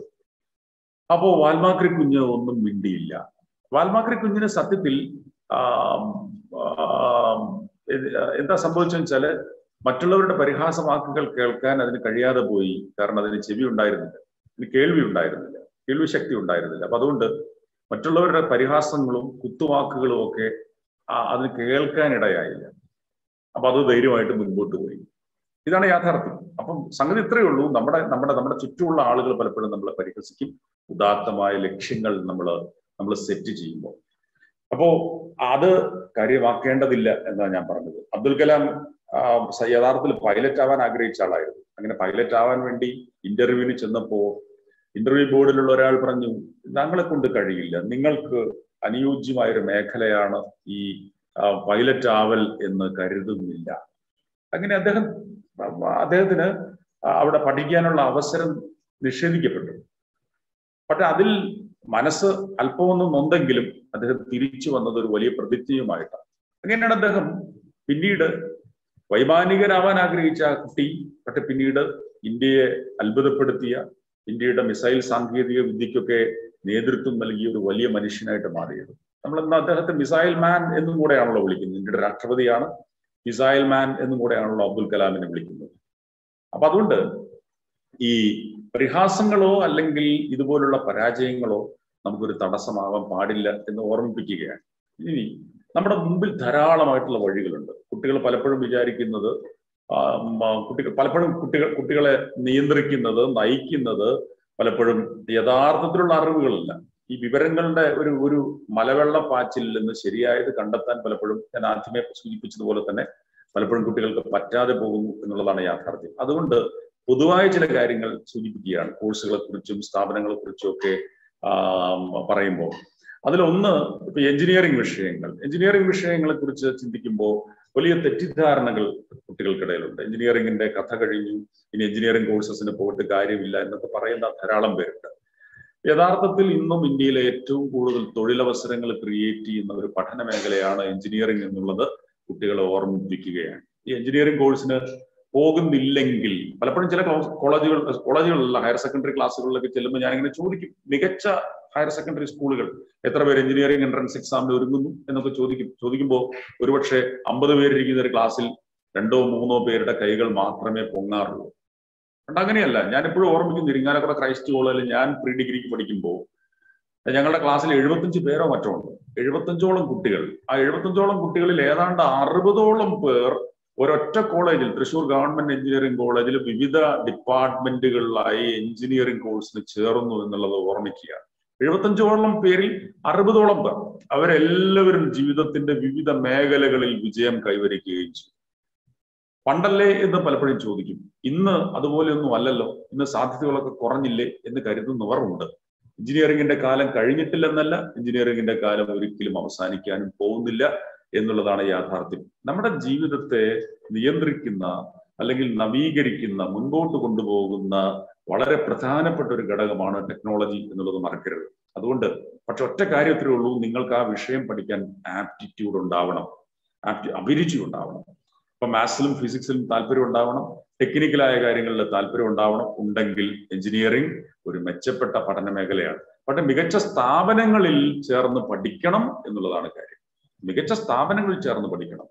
നിലവാരമില്ലാത്ത സ്ഥാപനങ്ങളിൽ ചേർന്ന് പഠിച്ചാൽ അത് എഞ്ചിനീയറിംഗ് എന്നല്ല, ഏത് കോഴ്സ് ആയാലും അതുകൊണ്ട് പ്രയോജനം ഉണ്ടാവില്ല. അപ്പൊ അതുകൊണ്ട് എഞ്ചിനീയറിംഗിനെ കുറിച്ചുള്ള തെറ്റിദ്ധാരണകൾക്ക് സത്യത്തിൽ വലിയ കാരണങ്ങളില്ല എന്ന് ഓർമ്മിപ്പിക്കുകയാണ്. അതുപോലെ മെഡിസിനും ഇന്ത്യയെ സംബന്ധിച്ച് വലിയ അവസരങ്ങളുള്ള ഒരു പഠന മേഖലയാണ്. അതിൽ യാതൊരു സംശയവുമില്ല. ഏതാണ്ട് 80,000-ഓളം സീറ്റുകളാണ് MBBS കോഴ്സുകൾക്കുള്ളത്. സീറ്റുകളുടെ എണ്ണം കഴിഞ്ഞ കുറെ വർഷങ്ങളായിട്ട് വർദ്ധിച്ചുകൊണ്ടിരിക്കുന്നുണ്ട്. നമ്മുടെ ഡിമാൻഡ് കൂടിക്കൊണ്ടിരിക്കുകയാണ്. അപ്പൊ മെഡിക്കൽ രംഗത്തേക്ക് കടക്കുന്നവർ ഓർമ്മിക്കേണ്ട കാര്യം, അത് ഒരുപക്ഷെ നിങ്ങൾ പഠിക്കേണ്ടി വരുന്ന +2 ഒക്കെ കഴിഞ്ഞതിന് ശേഷം നിങ്ങൾക്ക് പഠിക്കേണ്ടി വരുന്ന കോഴ്സുകളിൽ ഏറ്റവും ഗഹനമായ, ഏറ്റവും കോംപ്ലിക്കേറ്റഡ് ആയ ഒരു വിഷയമാണ് മെഡിസിൻ എന്നുള്ളത് മറക്കരുത്. അപ്പൊ അതുകൊണ്ട് മടിയന്മാർക്കും മടിച്ചികൾക്കും പറ്റിയ ഒരു പഠന മേഖലയല്ല മെഡിസിൻ. അത്യാവശ്യം സീരിയസ് ആയിട്ട് പഠനത്തെ കാണുന്ന ആളുകൾ അവർ മാത്രം ആ മേഖലയിലേക്ക് പോയാൽ മതി. പിന്നെ ചിലരുടെ ധാരണ ബയോളജി ഇഷ്ടമുണ്ടെങ്കിൽ മെഡിസിൻ വഴങ്ങും എന്നാണ്. ബയോളജി പ്രധാനപ്പെട്ട വിഷയമാണ്. ബയോളജിയും കെമിസ്ട്രിയും അതിൽ രണ്ടിലും നല്ല താല്പര്യമുള്ളവരെ മെഡിസിന് പോകാവൂ. പക്ഷെ അതിൻ്റെ ഒപ്പം തന്നെ പുതിയ ശാസ്ത്ര സാങ്കേതിക വിദ്യകളിലുള്ള താല്പര്യം, വളരെ പ്രധാനപ്പെട്ടതാണ്. കൂട്ടത്തിലൊരു കാര്യം കൂടെ പറഞ്ഞോട്ടെ, ഏത് പ്രൊഫഷൻ തിരഞ്ഞെടുക്കുന്നതിന് മുമ്പും കുട്ടികൾ ചെയ്യേണ്ട ഒരു കാര്യം, കുട്ടികളും പാരന്റ്സും ചെയ്യേണ്ട ഒരു കാര്യം, ആ പ്രൊഫഷൻ പ്രാക്ടീസ് ചെയ്യുന്ന ആളുകളുമായിട്ട് ഇന്ററാക്ട് ചെയ്യുക എന്നുള്ളതാണ്. വളരെ പ്രധാനപ്പെട്ടതാണ്. ഇപ്പൊ ഡോക്ടർ ആവാൻ ഒരു കുട്ടി ആഗ്രഹിക്കുന്നുണ്ടെങ്കിൽ ഏറ്റവും കുറഞ്ഞത് 2-3 ഡോക്ടേഴ്സ് എങ്കിലും ആയിട്ട് സംസാരിക്കണം. അവർ തൊഴിൽ ചെയ്യുന്ന സ്ഥലങ്ങൾ സന്ദർശിക്കണം. അവർ ഏത് തരത്തിലുള്ള തൊഴിലിലാണ് ഏർപ്പെടുന്നത്. ഇപ്പൊ ഡോക്ടർ എന്ന് മാത്രമല്ല കേട്ടോ, ഇപ്പൊ മറൈൻ എഞ്ചിനീയർ ആവാൻ ആഗ്രഹിക്കുന്നയാൾ ഏറ്റവും കുറഞ്ഞത് 2-3 മറൈൻ എഞ്ചിനീയേഴ്സുമായിട്ട് സംസാരിക്കണം. എന്താണ് അവരുടെ ജോലി, ആ ജോലിയുടെ സാഹചര്യം എന്താണ്, തൊഴിൽ കിട്ടാൻ എന്തൊക്കെ പഠിക്കണം, തൊഴിൽ കിട്ടാൻ ബുദ്ധിമുട്ടുണ്ടോ, ഏത് തരത്തിലുള്ള തൊഴിൽ ചെയ്യേണ്ടി വരും, തൊഴിലിന് ബുദ്ധിമുട്ടുണ്ടോ, തൊഴിൽ ചെയ്യാൻ ബുദ്ധിമുട്ടുണ്ടോ, തൊഴിൽ കിട്ടാൻ ബുദ്ധിമുട്ടുണ്ടോ, ഈ തൊഴിൽ എനിക്ക് ഇണങ്ങുന്നതാണോ, തൊഴിൽ ചെയ്യാൻ ബുദ്ധിമുട്ടുണ്ടോ. ഇപ്പൊ മറൈൻ എഞ്ചിനീയർ ആവാൻ ആഗ്രഹിക്കുന്ന ആളുകൾ ഒരുപക്ഷെ ഭയങ്കര ലക്ഷൂറിയസ് ആയ ഒരു തൊഴിൽ എന്ന നിലയ്ക്ക് അതിനെ കാണുന്നത്. പക്ഷെ ഒരുപക്ഷെ ഒരു എഞ്ചിനീയർ, ഒരു കപ്പലിലെ എഞ്ചിനീയർ, കപ്പലിൽ എന്തെങ്കിലും കംപ്ലൈന്റ് ഉണ്ടായാൽ ആ കപ്പലിന്റെ എഞ്ചിൻ മുറിയിലേക്കൊക്കെ കടന്നു ചെന്ന് അതൊക്കെ റിപ്പയർ ചെയ്യാൻ അല്ലെ അതിന് നേതൃത്വം നൽകേണ്ട ആളാണ്. കപ്പലിന്റെ എഞ്ചിൻ മുറിയിലെ ടെമ്പറേച്ചർ എന്താ, ജസ്റ്റ് 50 ഡിഗ്രിയൊക്കെ ടെമ്പറേച്ചർ, ചിലപ്പോൾ അതിനേക്കാളും അസഹ്യമായ ചൂട്. 50 ഡിഗ്രി എന്നൊക്കെ പറയുമ്പോൾ നിങ്ങൾക്ക് ഊഹിക്കാൻ പറ്റുന്നുണ്ടാവും എന്ന് ഞാൻ വിചാരിക്കുന്നു. കേരളത്തിലെ ഏറ്റവും കടുത്ത വേനൽക്കാലത്ത് പോലും നമുക്ക് ഒരുപക്ഷെ 42 ഡിഗ്രി, 43 ഡിഗ്രിയോ 44 ഡിഗ്രിയോ ഒക്കെയാണ് ടെമ്പറേച്ചർ എന്നുള്ളത് ഓർമ്മിക്കുക. 50 ഡിഗ്രിയോ അതിന്റെ മുകളിലോ ചൂടുള്ള എഞ്ചിൻ മുറിയിൽ ചിലപ്പോഴൊക്കെ പോകേണ്ടി വരാം. അതിസാഹസികമായിട്ട് ചിലപ്പോൾ ചില കാര്യങ്ങൾ ചെയ്യേണ്ടി വരാം. ഒരുപാട് വെല്ലുവിളികൾ ഉണ്ടാവും. നിങ്ങൾ കപ്പലിൽ പോകുമ്പോൾ യാത്ര ചെയ്യുമ്പോൾ ഒരുപാട് വെല്ലുവിളികൾ ഉണ്ടാവും. അപ്പൊ ആത്മധൈര്യം, കരുത്ത്, കായികക്ഷമത, ഏറ്റവും കഠിനമായ സാഹചര്യങ്ങളിൽ പണിയെടുക്കാനുള്ള സന്നദ്ധത, കഴിവ്, ഇതൊക്കെ ഉള്ളവരെ മൈനിങ് എഞ്ചിനീയർ ആകാൻ പോകാവൂ. ഞാൻ സൂചിപ്പിച്ചു വന്നത് ഇതാണ്. ഏത് പ്രൊഫഷൻ തിരഞ്ഞെടുത്തോളൂ, എഞ്ചിനീയറിംഗ് ആയിക്കോട്ടെ, മെഡിസിൻ ആയിക്കോട്ടെ, മറ്റെന്തെങ്കിലും ആയിക്കോട്ടെ, ആ തിരഞ്ഞെടുക്കാൻ പോകുന്ന പ്രൊഫഷൻ അത് പ്രാക്ടീസ് ചെയ്യുന്ന ആളുകളുമായിട്ട് ഇന്ററാക്ട് ചെയ്തിരിക്കണം. അപ്പോൾ അത് എന്ത് വിഷയം തിരഞ്ഞെടുക്കുമ്പോഴും ഇത് വളരെ വളരെ പ്രധാനപ്പെട്ടതാണ് എന്നുള്ളത് നിങ്ങൾ ഓർമ്മിപ്പിക്കുക. ഞാൻ മെഡിസിനെ കുറിച്ച് പറഞ്ഞത്, മെഡിസിനിൽ സാധ്യതകളുണ്ട്. അതുപോലെ അഗ്രികൾച്ചർ, ഹോർട്ടിക്കൾച്ചർ, ഫോറസ്ട്രി പോലുള്ള വിഷയങ്ങളുണ്ട്. ഈ വിഷയങ്ങളൊക്കെ വലിയ സാധ്യതയുള്ള വിഷയങ്ങളാണ്.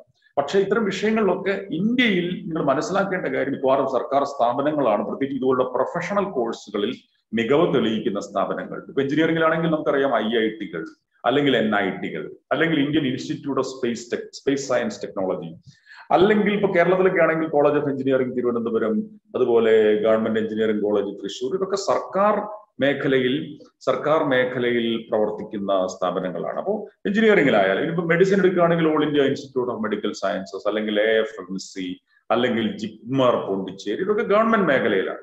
അഗ്രികൾച്ചറുമായിട്ട് ബന്ധപ്പെട്ടും ഹോർട്ടിക്കൾച്ചറുമായിട്ട് ബന്ധപ്പെട്ടും ഫോറസ്ട്രിയായിട്ട് ബന്ധപ്പെട്ടും ഒക്കെ ഉള്ള മികച്ച സ്ഥാപനങ്ങൾ സർക്കാർ സ്ഥാപനങ്ങളാണ്. അപ്പൊ ഇത് ഓർമ്മിക്കണം. അപ്പൊ സർക്കാർ സ്ഥാപനങ്ങളിലൊക്കെ പ്രവേശനം കിട്ടണമെങ്കിലോ അതിനുള്ള എൻട്രൻസ് പരീക്ഷകളിൽ മികച്ച രീതിയിൽ പെർഫോം ചെയ്യണം. എൻട്രൻസ് പരീക്ഷകൾക്കുള്ള തയ്യാറെടുപ്പുകൾ നേരത്തെ ആരംഭിക്കുകയും വേണം.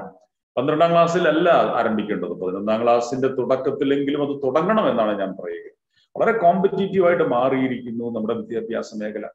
പലപ്പോഴും കുട്ടികളൊക്കെ ഇപ്പൊ ഞാൻ ഈ നീറ്റ് പരീക്ഷയുടെ റിസൾട്ടൊക്കെ അനൗൺസ് ചെയ്തുകൊണ്ടുള്ള ഒരു ഇന്ത്യയിലെ വളരെ പ്രശസ്തമായ ഒരു കോച്ചിങ് സെന്ററിന്റെ പരസ്യം, മുഴുനീള പരസ്യങ്ങളാണ്. ഈ പരസ്യം കണ്ടപ്പോൾ അതിൽ രസകരമായ ഒരു കാര്യം തോന്നി. ഒരു നീറ്റ് പരീക്ഷയിൽ അവരുടെ നീറ്റല്ല, ഇപ്പൊ IIT ജോയിന്റ് എൻട്രൻസ് എക്സാമിലെ റിസൾട്ടിന്റെ പരീക്ഷ, ആ പരീക്ഷ ഫലം പ്രഖ്യാപിച്ചുകൊണ്ടുള്ള പരസ്യത്തിൽ ഒരു വിദ്യാർത്ഥിയുടെ പേരിന് നേർക്ക് 4-year ക്ലാസ് റൂം എഴുതിയിരിക്കുന്നത്. 4 വർഷമായിട്ട് അവരുടെ ക്ലാസ് റൂം കോച്ചിങ്ങിലാണെന്നാണ് അവർ പറയുന്നത്. അപ്പൊ നമ്മളോട് പറയുന്നത് 4 വർഷത്തെ നിരന്തര പരിശീലനത്തിന്റെ റിസൾട്ട് ആണെന്നാണ് ചൂണ്ടിക്കാണിക്കാൻ ആഗ്രഹിക്കുന്നത്. 4ഒന്നുമല്ല, 6ാം ക്ലാസ് മുതൽ IIT ഫൗണ്ടേഷൻ കോഴ്സുകൾക്കോ അല്ലെങ്കിൽ മെഡിക്കൽ എൻട്രൻസിന്റെ ഫൗണ്ടേഷൻ കോഴ്സുകൾക്കോ ഒക്കെ കുട്ടികളെ പറഞ്ഞു വിടുന്ന മാതാപിതാക്കളുണ്ട്, കോച്ചിങ് സെന്ററുകളുണ്ട്. അത്തരം കോച്ചിങ് സെന്ററുകൾ ഇതൊക്കെ അത് അഭികാമ്യമാണോ എന്നുള്ളൊരു ചോദ്യം അവിടെ നിലനിൽക്കുന്നു. ഞാൻ അതിലേക്ക് പോകുന്നില്ല. പക്ഷെ എങ്കിലും ഏറ്റവും കുറഞ്ഞത് 11ാം ക്ലാസ്സിൽ ചേരുമ്പോഴെങ്കിലും നമ്മൾ ഈ പ്രവേശനത്തിനുള്ള തയ്യാറെടുപ്പുകൾ, പരിശീലനങ്ങൾ ആരംഭിക്കണം. ഇനി 11ാം ക്ലാസ്സിൽ കഴിഞ്ഞില്ലെങ്കിൽ 12ാം ക്ലാസ്സിൽ നിർബന്ധമായിട്ടും. ക്രാഷ് ബാച്ച് ഒന്നും ഇതിന് മതിയാവില്ല എന്നുള്ളത് പ്രത്യേകം ഓർമ്മിക്കുക.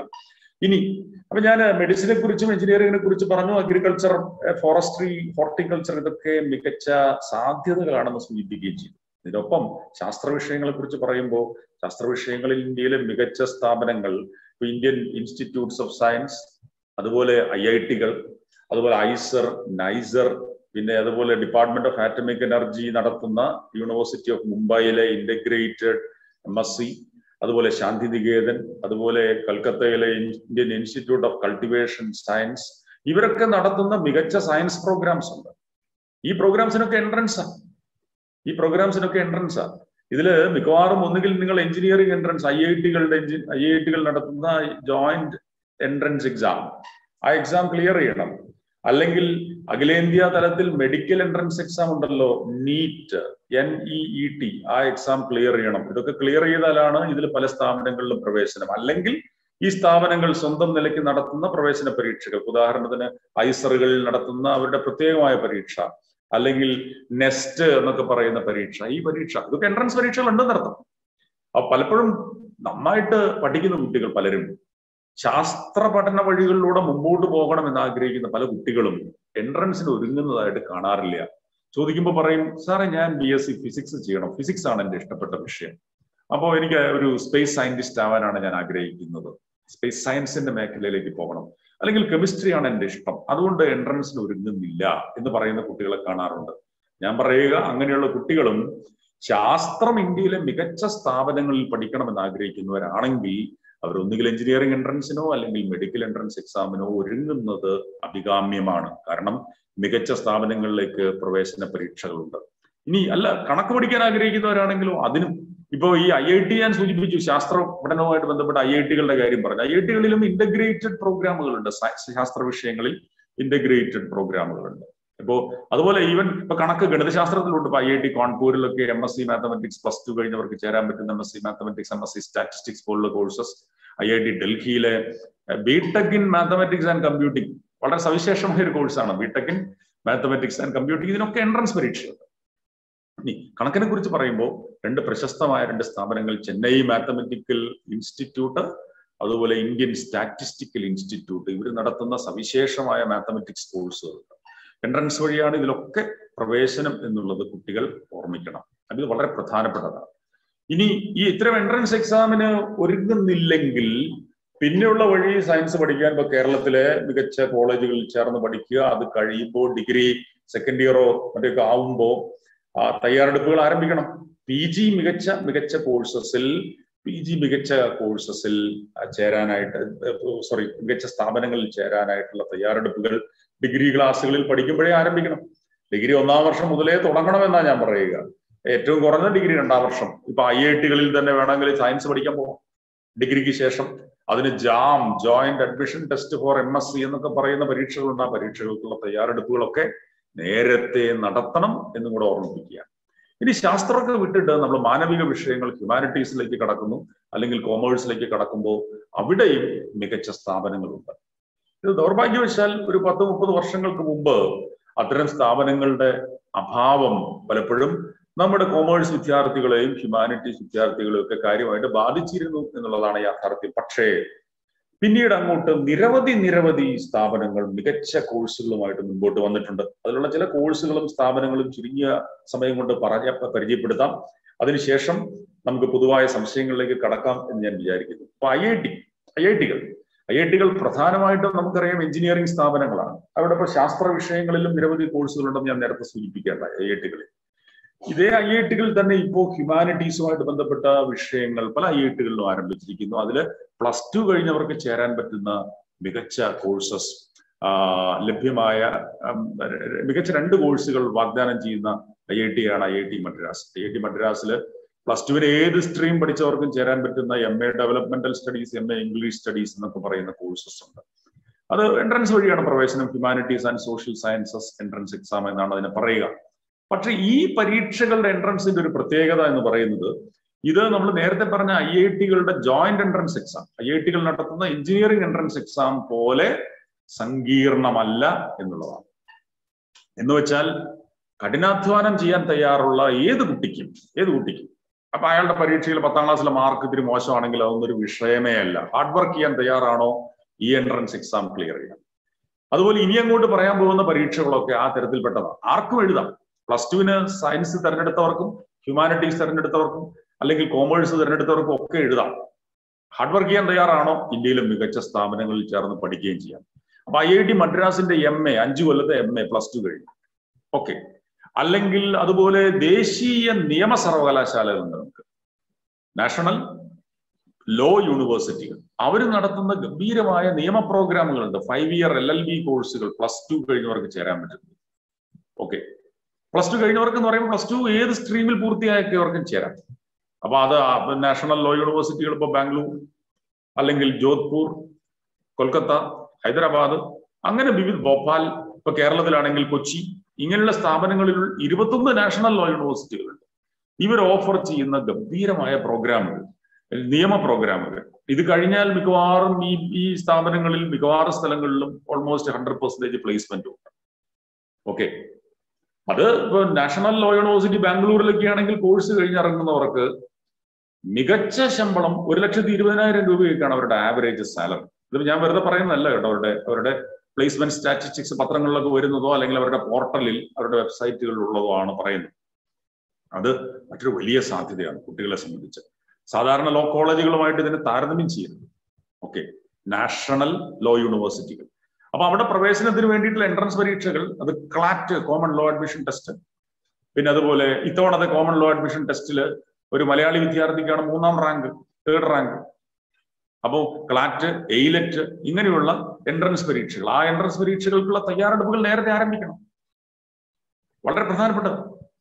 അതുപോലെ പക്ഷേ അതേസമയം ഞാൻ മുൻപ് പറഞ്ഞതുപോലെ ഈ പരീക്ഷകൾ വളരെ ഗഹനമാണോ? അല്ല, വളരെ ഗഹനമല്ല.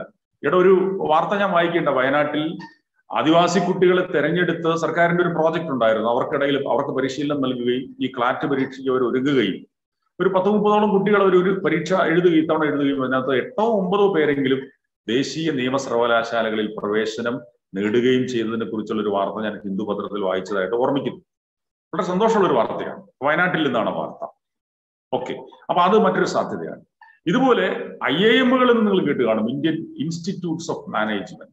IIM ഇപ്പൊ കേരളത്തിൽ Kozhikode, IIM Ahmedabad, IIM Bangalore, IIM Calcutta, IIM Indore, IIM Lucknow, അങ്ങനെ നിരവധി സ്ഥലങ്ങൾ IIM-കളുണ്ട്. IIM Trichy, IIM Calicut, IIM. അപ്പൊ ഈ IIM-കൾ അവർ ഓഫർ ചെയ്യുന്ന 5 വർഷത്തെ MBA കോഴ്സുകളുണ്ട്.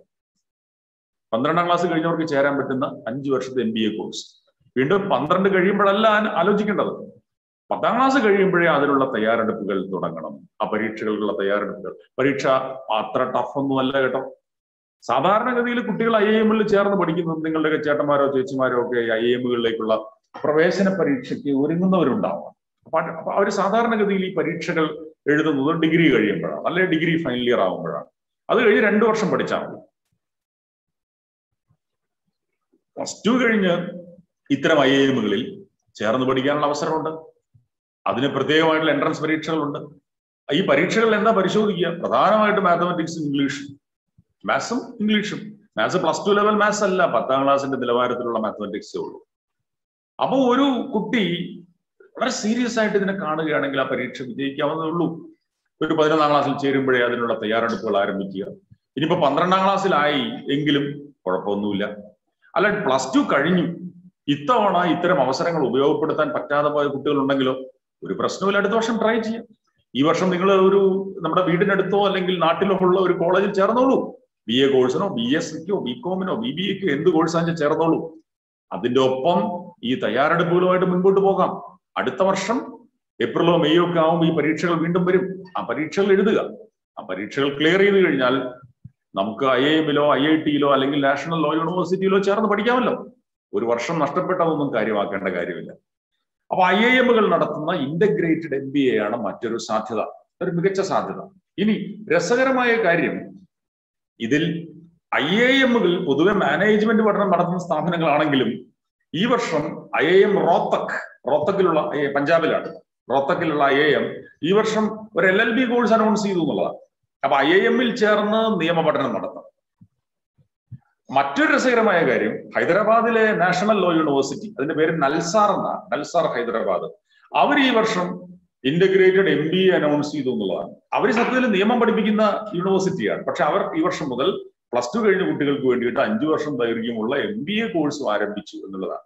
നല്ലതാണ്. അതായത് നിയമം പഠിപ്പിക്കുന്ന ദേശീയ നിയമ സർവകലാശാലകളിൽ മാനേജ്മെന്റ് പഠനവും, മാനേജ്മെന്റ് പഠിപ്പിക്കുന്ന IIM-കളിൽ നിയമ പഠനവും ഇത് വളരെ പോസിറ്റീവായിട്ടുള്ള ഒരു നീക്കമായിട്ടാണ് ഞാൻ ഇതിനെ കാണുന്നത്. പറഞ്ഞു വരുന്നത് നമ്മുടെ കുട്ടികൾക്ക് കൂടുതൽ അവസരങ്ങൾ ഉണ്ടാവും എന്നുള്ളതാണ്. ഇതുപോലെ മികച്ച സ്ഥാപനങ്ങൾ, ഇപ്പോ സ്വകാര്യ സ്ഥാപനങ്ങളാണെങ്കിൽ, യൂണിവേഴ്സിറ്റികളാണെങ്കിൽ, ഞാൻ ചിലതിന്റെ പേരുകൾ പറയാം. RC. Monjee institute of management sciences, ഒരു പ്രധാനമായിട്ട് commerce, business administration, finance, economics, ഇതിന് പേരുകേട്ട സ്ഥാപനമാണ് RC. Monjee institute of management sciences, NMIMS എന്ന് പറയും. ഇതുപോലെ പൂനെയിലുള്ള സിംബയോസിസ്, അതുപോലെ ബാംഗ്ലൂരിലെ വളരെ സവിശേഷമായ ഒരു സർവകലാശാലയാണ് അസിം പ്രേംജി യൂണിവേഴ്സിറ്റി. പ്രൈവറ്റ് ആണ് എങ്കിൽ പോലും സാധാരണക്കാരായ കുട്ടികൾക്ക് 100% ഫീസുകളോടെ പഠിക്കാൻ അവസരങ്ങൾ ലഭിക്കുന്ന ഒരു സർവകലാശാലയാണ് ബാംഗ്ലൂരിലെ അസിം പ്രേംജി യൂണിവേഴ്സിറ്റി. ആർ.സി. മോൻജി ഞാൻ നേരത്തെ പറഞ്ഞത് പ്രധാനമായിട്ടും കോമേഴ്സിലും ഫിനാൻസിലും ഇക്കണോമിക്സിലും ആണ് അവരുടെ മാനേജ്മെന്റ് പഠനം, BBA. അതിലാണ് അവരുടെ സവിശേഷമായ കോഴ്സുകളുള്ളത്. മറ്റു വിഷയങ്ങളും അവർ ഓഫർ ചെയ്യുന്നുണ്ട്, BA കോഴ്സുകളുണ്ട്, BSc ഉണ്ട് എങ്കിൽ പോലും. സിംബയോസിസ് പ്രധാനമായിട്ടും നിയമം, മാനേജ്മെന്റ് പഠനം, അതായത് BBA പഠനം, അതുപോലെ പിന്നെ ഡിസൈൻ പോലുള്ള മേഖലകളിലാണ്. അസിം പ്രേംജി യൂണിവേഴ്സിറ്റി ഓഫർ ചെയ്യുന്ന കോഴ്സസ് കേട്ടോളൂ: BA humanities, BA economics, BSc physics, BSc biology, ഈ വർഷം BSc മാത്തമാറ്റിക്സ്. മറ്റൊന്ന് അവരുടെ BSc എഡ് എന്ന പേരുള്ള 4 വർഷത്തെ കോഴ്സുകളാണ്. എന്ന് വെച്ചാൽ BScയും കംപ്ലീറ്റ് ചെയ്യാം, B.Edും കംപ്ലീറ്റ് ചെയ്യാം 4 വർഷം കൊണ്ട്. ഗംഭീരമായ ഒരു യൂണിവേഴ്സിറ്റിയാണ് അസിം പ്രേംജി യൂണിവേഴ്സിറ്റി. അത് സാമ്പത്തിക ക്ലേശം അനുഭവിക്കുന്ന കുട്ടികൾക്ക് 1 രൂപ പോലും ഫീസ് കൊടുക്കാതെ പഠിക്കാനുള്ള അവസരവും ഒരുക്കുന്ന യൂണിവേഴ്സിറ്റിയാണ് അസിം പ്രേംജി. നമുക്കറിയാം, വിപ്രോ എന്ന് പറയുന്ന ഒരു വലിയ സ്ഥാപനത്തിന്റെ അമരക്കാരനായിരുന്ന അസിം പ്രേംജി, അദ്ദേഹം വിപ്രോയിൽ നിന്ന് റിട്ടയർ ചെയ്യുമ്പോൾ അദ്ദേഹത്തിന്റെ ഷെയർ ആയിട്ട് കിട്ടിയ തുക ഏതാണ്ട് 9,000 കോടിയോ 10,000 കോടിയൊക്കെ ആണെന്നാണ് ഞാൻ എവിടെയോ വായിച്ചു. ചിലപ്പോൾ അത് കോടികളുടെ എണ്ണത്തിൽ ചിലപ്പോൾ ചെറിയ വ്യത്യാസം ഉണ്ടാവും, അത് കാര്യമാക്കണ്ട.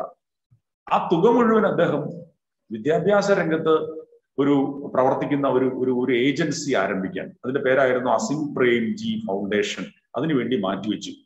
ആ ഫൗണ്ടേഷൻ ആരംഭിച്ച ഒരു മികച്ച സർവകലാശാലയാണ് അസിം പ്രേംജി യൂണിവേഴ്സിറ്റി. ഒരു മികച്ച ലക്ഷ്യസ്ഥാനമായിട്ട് സ്വീകരിക്കാൻ പറ്റുന്ന സ്ഥലമാണ്. ഇതുപോലെ മറ്റ് 2 സവിശേഷമായ സ്ഥാപനങ്ങൾ, ഒന്ന് ക്രിയ യൂണിവേഴ്സിറ്റി, മറ്റൊന്ന് അശോക യൂണിവേഴ്സിറ്റി. ഇതിന്റെ കൂട്ടത്തിൽ തന്നെ വേറെ ഒന്നുകൂടെ പറയാം, OP ജിൻഡാൽ. ഫീസൊക്കെ വളരെ കൂടുതലാണ്. ഫീസ് കൂടുതലാണെങ്കിലും അതേസമയം സാമ്പത്തിക ക്ലേശം അനുഭവിക്കുന്ന കുട്ടികളെ സംബന്ധിച്ച് 100% സ്കോളർഷിപ്പിനുള്ള സാധ്യതകളും ഈ സർവകലാശാലകളിൽ ഉണ്ട്. ഞാനിപ്പോ എനിക്ക് കുട്ടികളോട് പറയാനുള്ളത്, ഈ സർവകലാശാലകളുടെ വെബ്സൈറ്റുകളൊക്കെ ഒന്ന് കയറി നോക്കൂ. അവർ ഓഫർ ചെയ്യുന്ന വ്യത്യസ്തമായ, നമ്മളൊക്കെ അത്ഭുതപ്പെടുത്തുന്ന തരത്തിലുള്ള കോഴ്സസ്. ആ കോഴ്സസ് എന്ന് പറഞ്ഞപ്പോൾ ഒരുപക്ഷെ അശോക യൂണിവേഴ്സിറ്റിയിൽ നിങ്ങൾ ചിലപ്പോൾ BSc കമ്പ്യൂട്ടർ സയൻസ് പഠിക്കുമ്പോൾ അതിന് കൂടെ മൈനർ വിഷയമായിട്ട് നിങ്ങൾക്ക് വേണമെങ്കിൽ മ്യൂസിക് പഠിക്കാം, അല്ലെങ്കിൽ BSc കമ്പ്യൂട്ടർ സയൻസിന്റെ ഒപ്പം ഓൺട്രപ്രണർഷിപ്പ് പഠിക്കാം. അതായത് നിങ്ങൾക്ക് താല്പര്യമുള്ള വിഷയങ്ങൾ, അത് വിഷയം എന്ന് പറഞ്ഞാൽ ഇപ്പൊ ഏതെങ്കിലും ഒരു സബ്ജക്ട് തിരഞ്ഞെടുക്കൽ മാത്രമല്ല, അതിലെ പേപ്പറുകൾ പോലും തിരഞ്ഞെടുക്കാനുള്ള അവസരം ഇത്തരം സർവകലാശാലകളിലുണ്ട്. മികച്ച ഒരു എന്താ പറയാ പഠന അവസരങ്ങൾ ലഭ്യമാക്കുന്ന ചില സ്വകാര്യ സർവകലാശാലകളുടെ പേരുകളാണ് ഞാൻ പറഞ്ഞത്. ഇതൊക്കെ പരിശോധിക്കണം. ഓക്കെ, ഇനി അപ്പൊ കോമേഴ്സിനെ കുറിച്ച്, മാനേജ്മെന്റ് പഠനത്തെക്കുറിച്ചും നിയമ പഠനത്തെക്കുറിച്ചൊക്കെ പറഞ്ഞു. മറ്റൊരു പ്രധാനപ്പെട്ട മേഖലയാണ് ഡിസൈൻ. വേറൊന്ന് ഹോട്ടൽ മാനേജ്മെന്റ്.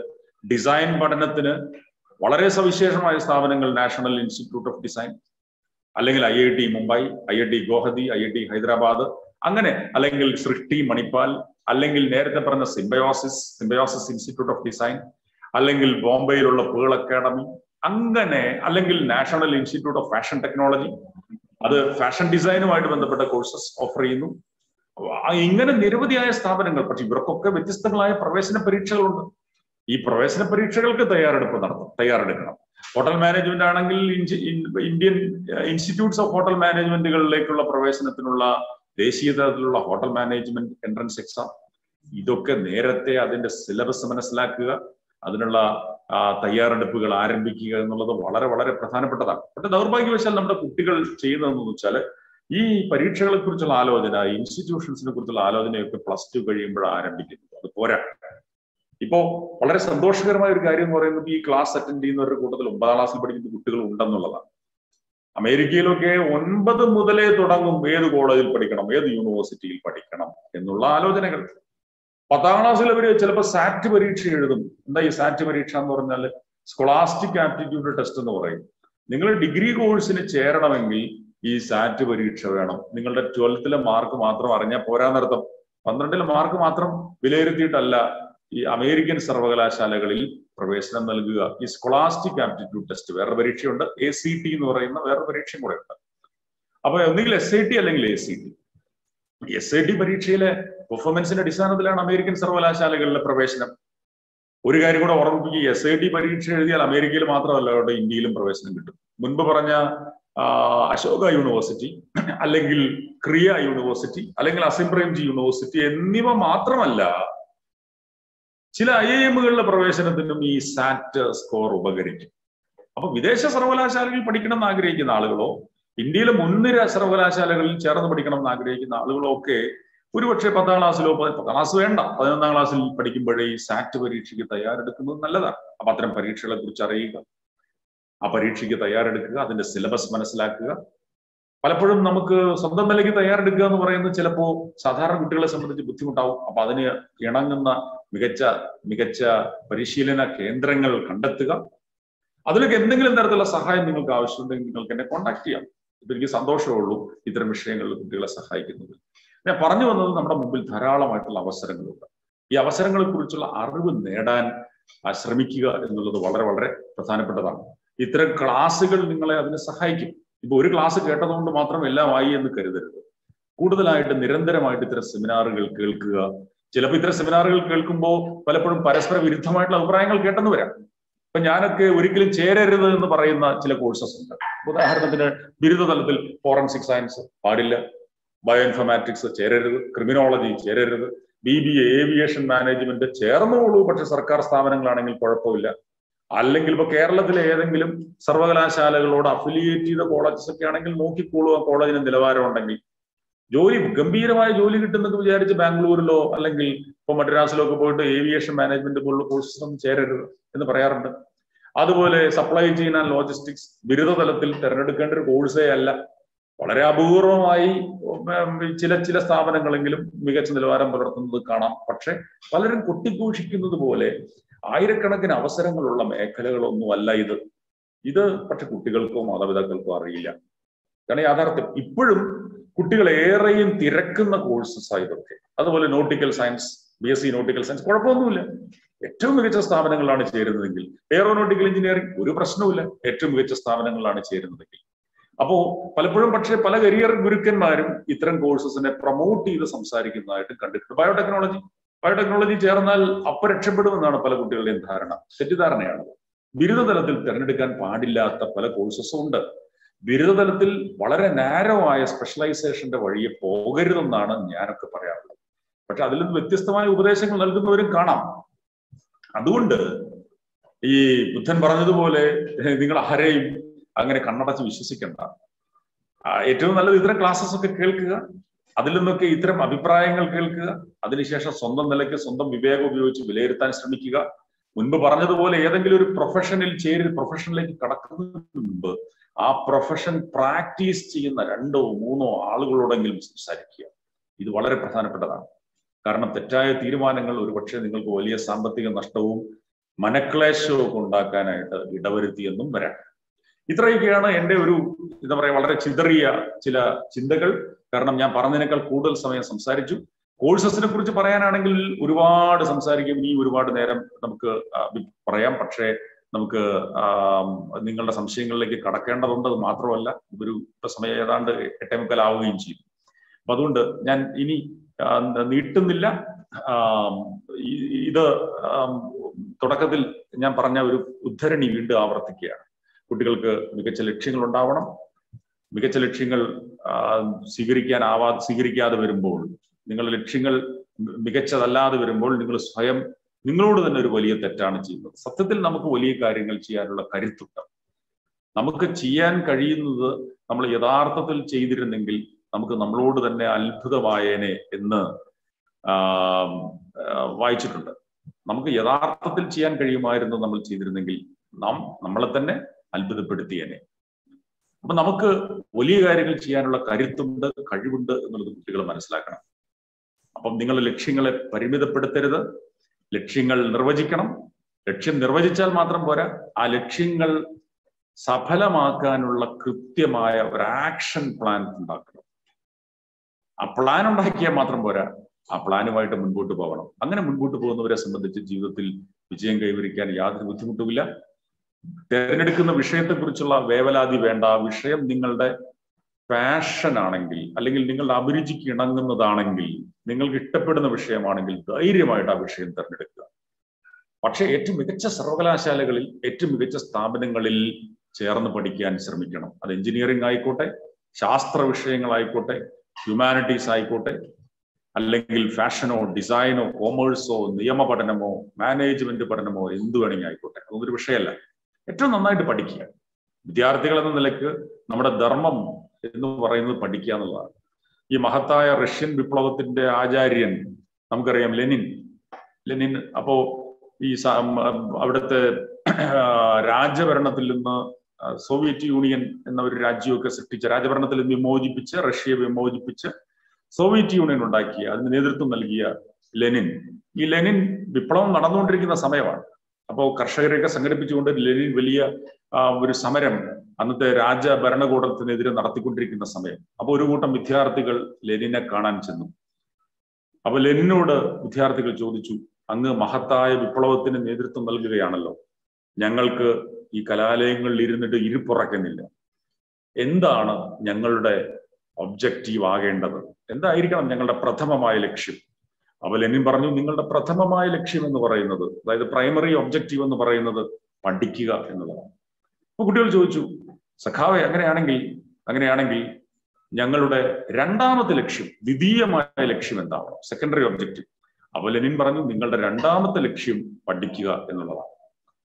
അപ്പൊ കുട്ടികൾ ചോദിച്ചു, അങ്ങനെയാണെങ്കിൽ ഒന്നാമത്തെ ലക്ഷ്യവും രണ്ടാമത്തെ ലക്ഷ്യവും പഠിക്കുക എന്നുള്ളത് ഞങ്ങളത് പൂർണ്ണമായിട്ടും അംഗീകരിക്കുന്നു, ഞങ്ങളുടെ മൂന്നാമത്തെ ലക്ഷ്യമായിട്ട് ഞങ്ങൾ എന്ത് തിരഞ്ഞെടുക്കണം?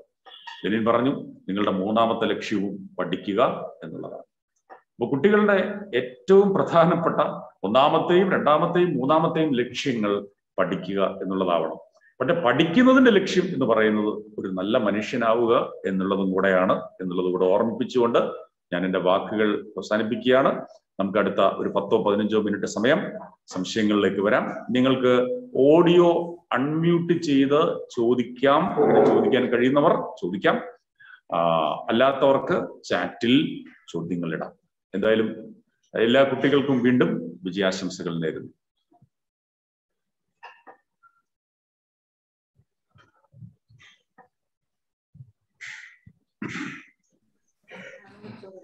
Thank you so much, Jomi sir. It's been a very informative session. Sir, വിശദമാക്കിയതുപോലെ ഓരോരുത്തരും അവരുടെ അഭിരുചികൾ വളരെ നേരത്തെ തന്നെ തിരിച്ചറിയുകയും അതിനുവേണ്ടി പരിശ്രമിക്കുകയും ചെയ്യുക എന്നാണ് കുട്ടികൾക്ക് നമുക്ക് കൊടുക്കാനാവുന്ന ഒരു വലിയ സന്ദേശം. അത് തന്നെയാണ്. സ്വാഭാവികമായിട്ടും ഓരോരുത്തരും അവരവരുടെ പാഷൻ പിന്തുടരുമ്പോൾ ആ വഴിയിൽ പ്രതിസന്ധികൾ ഉണ്ടാകും. അതിനെ തരണം ചെയ്ത് മുന്നോട്ട് പോകാൻ എന്ന് തന്നെയാണ് നമ്മൾ കുട്ടികൾ ചെയ്യേണ്ട കാര്യങ്ങൾ. കരുത്താർജിച്ച് മുന്നോട്ട് കുതിക്കുക. തീർച്ചയായും വൈസ് എന്ന ഈ സ്ഥാപനം അത്തരത്തിലുള്ള കുട്ടികളെ വാർത്തെടുക്കുക എന്നാണ് നമ്മുടെ ലക്ഷ്യം. സാറ് പറഞ്ഞതുപോലെ ഇനി ആർക്കെങ്കിലും എന്തെങ്കിലും സംശയങ്ങൾ ഈ വിഷയമായിട്ട് ബന്ധപ്പെട്ട്, പെർട്ടിക്കുലർലി പാഷൻ അല്ലെങ്കിൽ കരിയർ, ആ ഒരു ഒബ്ജക്റ്റീവ് ആയിട്ട് ബന്ധപ്പെട്ട് എന്തെങ്കിലും ക്വസ്റ്റ്യൻസ് ഉണ്ടെങ്കിൽ മൈക്ക് ഓപ്പൺ ചെയ്ത് സംസാരിക്കാം. അല്ലെങ്കിൽ you can also use the chat box. ഞാനിവിടെ താങ്ക് യു സാർ. 1-2 ചോദ്യങ്ങളോടെ കണ്ടു. ഒന്ന്, എന്റെ കോൺടാക്ട് നമ്പർ ഞാൻ അവിടെ ചാറ്റിൽ ഇട്ടിട്ടുണ്ട്. കോൺടാക്ട് നമ്പർ, ആ കോൺടാക്ട് നമ്പർ ഉപയോഗിക്കാം. പക്ഷേ കോൺടാക്ട് നമ്പർ വാട്സാപ്പിൽ നിങ്ങൾ മെസ്സേജസ് അയക്കാവൂ, ടെക്സ്റ്റ് ആയിട്ട് വേണം അയക്കാൻ. ഓഡിയോ അയക്കരുത്, അത് കുട്ടികൾ പ്രത്യേകം ശ്രദ്ധിക്കണം. ഓഡിയോ അയക്കരുത്. നിങ്ങൾക്ക് ചോദ്യങ്ങളോ സംശയങ്ങളോ ഒക്കെ ഉണ്ടെങ്കിൽ അത് വാട്സാപ്പിൽ മെസ്സേജസ് ആയിട്ട് അയക്കാം. പിന്നീട് എപ്പോൾ വേണമെങ്കിലും അത് ഉപയോഗപ്പെടുത്താം. പക്ഷേ ഒരു കാരണവശാലും ഓഡിയോ ആയിട്ട് അയക്കരുത്. ഡയറക്റ്റ് ആയിട്ടുള്ള കോളുകളും ഇതുപോലെ സംശയം ചോദിച്ചുകൊണ്ടുള്ള കോളുകൾ വലിയ ബുദ്ധിമുട്ടുകൾ ഉണ്ടാക്കുന്നുണ്ട്. പക്ഷെ അതുകൊണ്ട് ടെക്സ്റ്റ് ആയിട്ട് നിങ്ങൾക്ക് അയക്കാം. അതൊന്ന്.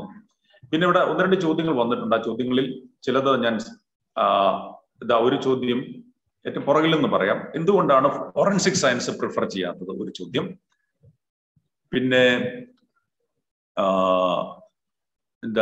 അതിപ്പോ അതിൽ നിന്ന് തുടങ്ങാം. ഫോറൻസിക് സയൻസിന്റെ പ്രശ്നം എന്ന് പറയുന്നത് വളരെ പരിമിതമായ തൊഴിൽ സാധ്യതയെ ഫോറൻസിക് സയൻസിലുള്ളൂ. അണ്ടർ ഗ്രാജുവേറ്റുകളെ എംപ്ലോയ് ചെയ്യുന്ന ഒരു അവസരവും ഉണ്ടാവാനിടയില്ല. ഫോറൻസിക് സയൻസിൽ BSc കഴിഞ്ഞതിന് ശേഷം നിങ്ങൾക്ക് ഒരു തൊഴിൽ മേഖല സൃഷ്ടിക്കപ്പെട്ടിട്ടില്ല.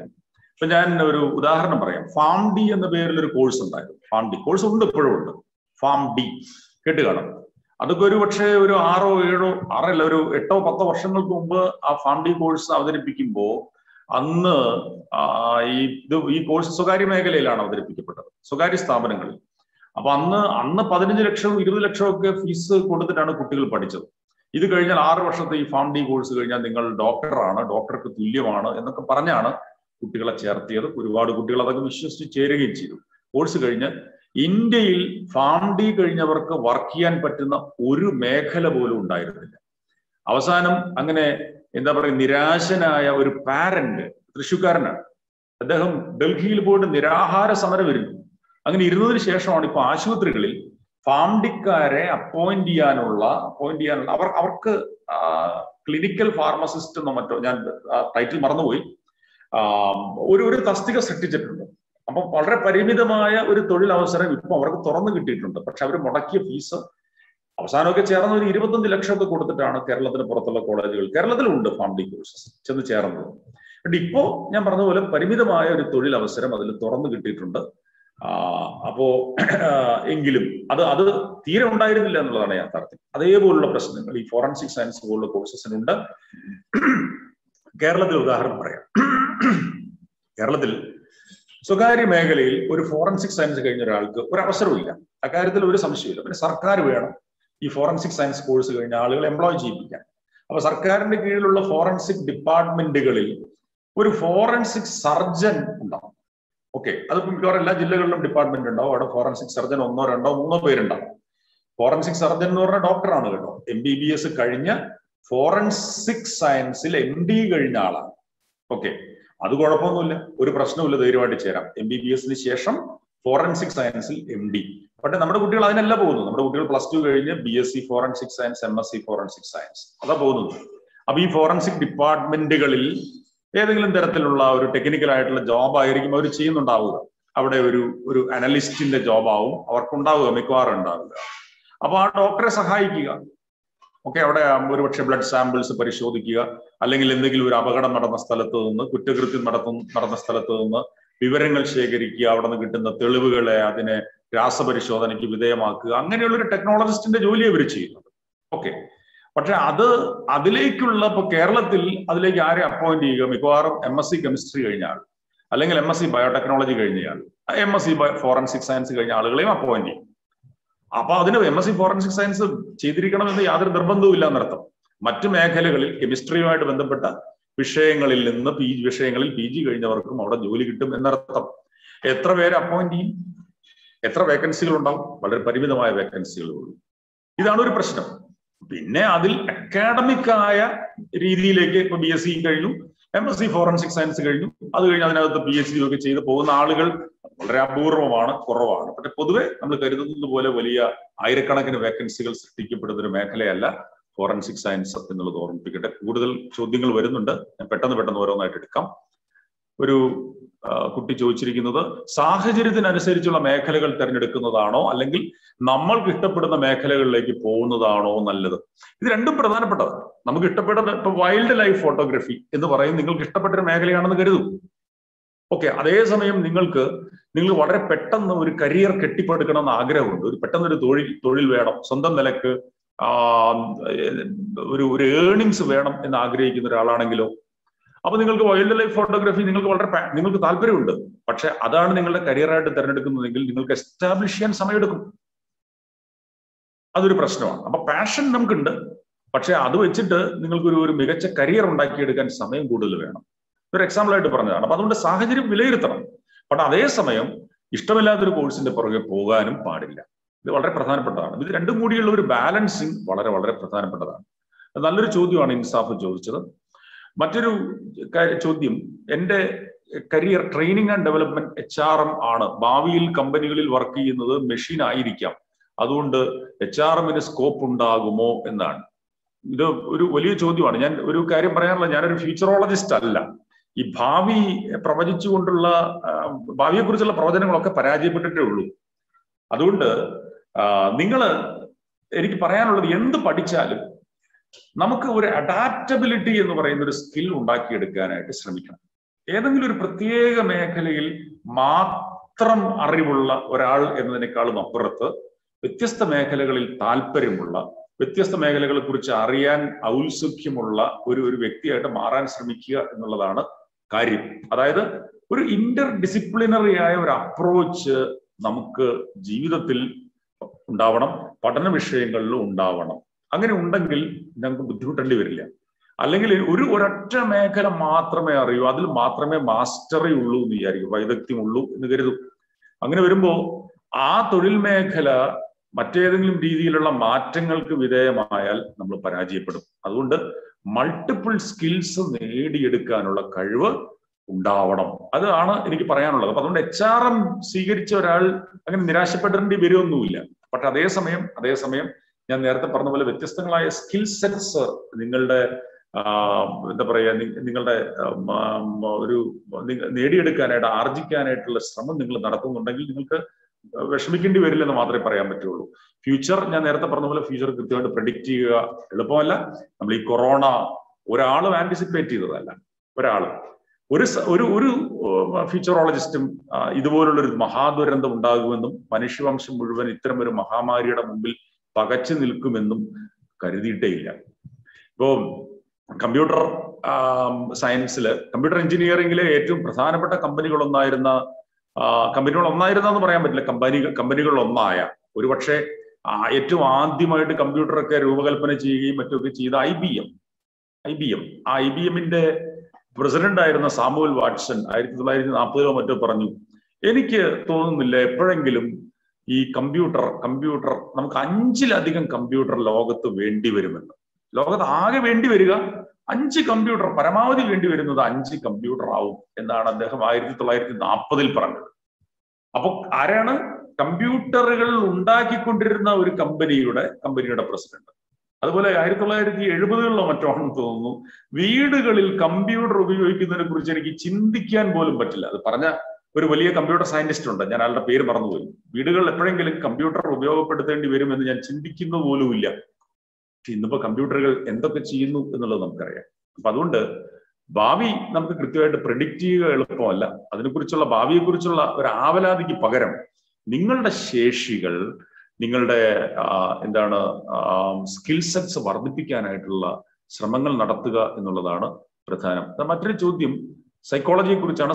BSc സൈക്കോളജി ഒരു നല്ല കോഴ്സാണോ എന്ന് ചോദിച്ചാൽ, അതൊരു BSc സൈക്കോളജി ഒരു സാധാരണ ബിരുദ കോഴ്സ് എന്ന രീതിയിൽ മാത്രം കണ്ടാൽ മതി. അത് മാത്രം ചെയ്തതുകൊണ്ട് നിങ്ങൾക്കൊരു ജോലിയിൽ ഏർപ്പെടാൻ, സൈക്കോളജിയായിട്ട് ബന്ധപ്പെട്ട ജോലിയിൽ ഏർപ്പെടാൻ കഴിയില്ല. പക്ഷെ അതേസമയം PG തലത്തിലും മറ്റുമുള്ള സൈക്കോളജി പഠനത്തിനുള്ള ഒരു നല്ല ഒരു അടിസ്ഥാനം ഇടാനായിട്ട് BSc സൈക്കോളജി സഹായിക്കും. അപ്പൊ നിങ്ങൾ ഒരു സൈക്കോളജിസ്റ്റ് ആകാനാണ് ആഗ്രഹിക്കുന്നതെങ്കിൽ BSc സൈക്കോളജി ഒരു ഓപ്ഷനാണ്. ഇനി BSc സൈക്കോളജി പഠിച്ചു കഴിയുമ്പോൾ നിങ്ങൾക്ക് തോന്നുകയാണ് നിങ്ങളുടെ മേഖലയല്ല, അപ്പൊ പിന്നെ വഴിമാറാനും വിരോധമൊന്നുമില്ല. BSc സൈക്കോളജിക്ക് ശേഷം വേറെ ഏതെങ്കിലും വിഷയങ്ങളിലേക്ക് മാനേജ്മെന്റ് പഠനം, ഹ്യൂമൻ റിസോഴ്സ് മാനേജ്മെന്റോ അല്ലെങ്കിൽ മറ്റേതെങ്കിലും പഠനമോ അല്ലെങ്കിൽ MA പോലുള്ള കോഴ്സസ് ഒക്കെ ചെയ്യാനാണ്, ഹ്യൂമാനിറ്റീസുമായിട്ട് ബന്ധപ്പെട്ട വിഷയങ്ങളിൽ PG ഒക്കെ ചെയ്യാനും കഴിയും. അപ്പൊ അതുകൊണ്ട് അല്ലെങ്കിൽ ഇപ്പോ സൈക്കോളജിക്ക് ശേഷം കൗൺസിലിംഗ് ഉണ്ടെങ്കിൽ ചേർന്നോളൂ. പക്ഷേ സൈക്കോളജി പഠിച്ചതുകൊണ്ട് മാത്രം നിങ്ങൾക്കൊരു ബിരുദതലത്തിൽ സൈക്കോളജി പഠിച്ചുകൊണ്ട് മാത്രം ആ മേഖലയിൽ ഒരു കരിയർ ഉണ്ടാക്കിയെടുക്കാൻ കഴിയില്ല. അതിന് ഉപരിപഠനം നടത്തണം. ഓക്കെ. ദെൻ മറ്റൊന്ന്, MSW ചെയ്യാൻ മെച്ചപ്പെട്ട കോഴ്സ് സ്ഥാപനങ്ങൾ. MSW ഒരു PG കോഴ്സാണ് എന്നുള്ളത് കുട്ടികൾക്ക് അറിയാമെന്ന് വിചാരിക്കുന്നു. അദിൽ അബൂബക്കറാണ് ആ ചോദ്യം ചോദിച്ചിട്ടുള്ളത്. അപ്പൊ ഡിഗ്രി കഴിഞ്ഞതിന് ശേഷമാണ് ചെയ്യേണ്ടത്. ഞാൻ എന്തായാലും മികച്ച ഡിഗ്രി പഠിച്ചുകൊണ്ടിരിക്കുന്ന കുട്ടികൾ ഈ ക്ലാസ് അറ്റൻഡ് ചെയ്യുന്നുണ്ടോ എന്ന് എനിക്ക് അറിയില്ല. എന്തായാലും ആ ചോദ്യത്തിന് ഉത്തരം പറയാം. MSW Madras school of social work ഒരു മികച്ച സ്ഥാപനമാണ്. ഏറ്റവും മികച്ച സ്ഥാപനങ്ങളിലൊന്ന് Tata institute of social sciences ആണ്. അവർക്ക് MSW എന്ന പേരിലല്ല കോഴ്സ് ഉള്ളത്, MA സോഷ്യൽ വർക്ക് എന്ന പേരിലാണ്. പിന്നെ Delhi school of social work ഒരു മികച്ച സ്ഥാപനമാണ്. പിന്നെ ജാമിയ മിലിയ ഇസ്ലാമിയ ഒരു സോഷ്യൽ വർക്കിൽ ഒരു PG ഉണ്ടെന്നാണ് എൻ്റെ ഓർമ്മ കേട്ടോ. പെട്ടെന്ന് ഓർമ്മയെന്ന് പറയുമ്പോൾ അങ്ങോട്ടും ഇങ്ങോട്ടൊക്കെ ഇൻസ്റ്റിറ്റ്യൂഷൻസ് മാറിപ്പോയാൽ നിങ്ങൾ ക്ഷമിക്കണം. പിന്നെ കേരളത്തിലാണെങ്കിൽ തമിഴ്നാട്ടിൽ ലയോള ഒരു മെച്ചപ്പെട്ട സ്ഥാപനമാണ്. കേരളത്തിലും ലയോള കോളേജ് ഒരു മെച്ചപ്പെട്ട സ്ഥാപനമാണ്. കേരളത്തിൽ തന്നെ രാജഗിരി ഒരു മെച്ചപ്പെട്ട സ്ഥാപനമാണ് സോഷ്യൽ വർക്ക് പഠിക്കാനായിട്ട്. കേരളത്തിൽ നിരവധി കോളേജുകളിൽ MSW പ്രോഗ്രാംസ് ഉണ്ട്. ഇപ്പൊ തൃശ്ശൂരിലാണെങ്കിൽ Vimala college, saint Joseph's college Irinjalakuda, saint Thomas, അങ്ങനെ ഇതൊക്കെ ഒരുവിധം ഭേദപ്പെട്ട പ്രോഗ്രാംസ് ഓഫർ ചെയ്യുന്നു. കാലടി സംസ്കൃത സർവകലാശാലയിൽ MSW ഉണ്ട്, കണ്ണൂർ യൂണിവേഴ്സിറ്റിയിൽ MSW ഉണ്ട്. മികച്ച പ്രോഗ്രാംസ് ആണ്. അപ്പൊ ഇതൊക്കെ സാധ്യതകളാണ്. അത് കഴിഞ്ഞ് ഒരുപക്ഷെ സോഷ്യൽ സർവീസുമായിട്ട് ബന്ധപ്പെട്ട, സോഷ്യൽ വർക്കുമായിട്ട് ബന്ധപ്പെട്ടൊക്കെ താരതമ്യേന ഭേദപ്പെട്ട തൊഴിൽ സാധ്യതകളുണ്ട്. ലഹാൻ ഇബൻ ചോദിച്ചിട്ടുള്ള എത്തിക്കൽ ഹാക്കിംഗ് പഠിക്കാൻ എന്ത് ചെയ്യണം? എത്തിക്കൽ ഹാക്കിംഗ് പഠിക്കാനായിട്ട് നിങ്ങൾക്ക് വേണമെങ്കിൽ ഓൺലൈനായിട്ട് ഇത് പഠിക്കാനുള്ള അവസരങ്ങൾ ധാരാളമുണ്ട്. ഓൺലൈനായിട്ട് പഠിക്കാൻ നിരവധി അവസരങ്ങളുണ്ട്. ഹാക്കിംഗ് പഠിക്കാനായിട്ട് സൈബർ സെക്യൂരിറ്റിയുമായിട്ട് ബന്ധപ്പെട്ട നിരവധി കോഴ്സസും അവൈലബിൾ ആണ്. ഞാൻ സജസ്റ്റ് ചെയ്യുന്ന ഒന്നുകിൽ BSc കമ്പ്യൂട്ടർ സയൻസ് അല്ലെങ്കിൽ BCA പോലുള്ള കോഴ്സുകൾ ഡിഗ്രി തലത്തിൽ എടുത്തതിന് ശേഷം മാസ്റ്റേഴ്സ് സൈബർ സെക്യൂരിറ്റിയുമായിട്ട് ബന്ധപ്പെട്ട് MSc കോഴ്സുകൾ ലഭ്യമാണ് ഇന്ത്യയിൽ തന്നെ. അത്തരം കോഴ്സസ് ചെയ്യുക എന്നുള്ളതാണ് നല്ലത്. എന്തായാലും ആ കുട്ടി ലഹാൻ ഇബിൻ എനിക്ക് ഒരു മെസ്സേജ് ഇട്ടാൽ ഞാൻ സൈബർ സെക്യൂരിറ്റിയുമായിട്ട് ബന്ധപ്പെട്ട് എഴുതിയിട്ടുള്ള ഒരു വലിയ ആർട്ടിക്കിൾ മനോരമയിൽ പബ്ലിഷ് ചെയ്തിട്ടുള്ള ഒരു ആർട്ടിക്കിൾ ഉണ്ട്. ആ ആർട്ടിക്കിളിന്റെ ലിങ്ക് അത് മനോരമ ഓൺലൈനിലുണ്ട്. ആ ലിങ്ക് ഞാൻ ഷെയർ ചെയ്യാം. അത് വളരെ വിശദമായിട്ടുള്ള ഒരു ആർട്ടിക്കിളാണ്. കാരണം ഇവിടെ നമുക്ക് വളരെ വിശദമായിട്ട് പറയാനുള്ള സമയപരിമിതി ഉള്ളതുകൊണ്ടാണ്. Which job has more vacancies in foreign countries എന്നാണ് ഒരു ചോദ്യം. അങ്ങനെ പറയാൻ പറ്റില്ല. വിദേശ രാജ്യങ്ങളിൽ ഏത് ജോബിനാണ് വേക്കൻസി എന്ന് ചോദിച്ചാൽ, US ആണെങ്കിൽ നമ്മൾ US എന്നല്ല ഏത് രാജ്യമാണെങ്കിൽ STEM സബ്ജക്ട്സിന് വലിയ പ്രാധാന്യമുണ്ടെന്ന് പൊതുവെ പറയാം. സയൻസ്, ടെക്നോളജി, എഞ്ചിനീയറിംഗ്, മാത്തമെറ്റിക്സ്, പൊതുവെ അങ്ങനെ പറയാം. STEM എന്നാണ് പറയുക, science, technology, engineering, mathematics. But എന്ന് വിചാരിച്ച് മറ്റു വിഷയങ്ങൾക്ക് അവസരങ്ങൾ ഇല്ലെന്നല്ല. നന്നായിട്ട് പഠിക്കുക, നല്ല സർവകലാശാലകളിൽ നിന്ന് പഠിച്ചിറങ്ങുക, അവസരങ്ങൾ ഉണ്ടാവുമെന്ന് മാത്രമേ പറയാൻ പറ്റുള്ളൂ. പിന്നെ കമ്പ്യൂട്ടർ സയൻസിൽ വേക്കൻസീസ് ഉണ്ടാവും. കമ്പ്യൂട്ടർ സയൻസ് പൊതുവെ കൂടുതലായിട്ട് സാധ്യതകളുള്ളൊരു മേഖലയാണ്. പിന്നെ അതുപോലെ ലൈഫ് സയൻസസ് വലിയ അവസരങ്ങളുള്ളൊരു മേഖലയാണ്. അതുപോലെ എന്താണ് പൊതുവെ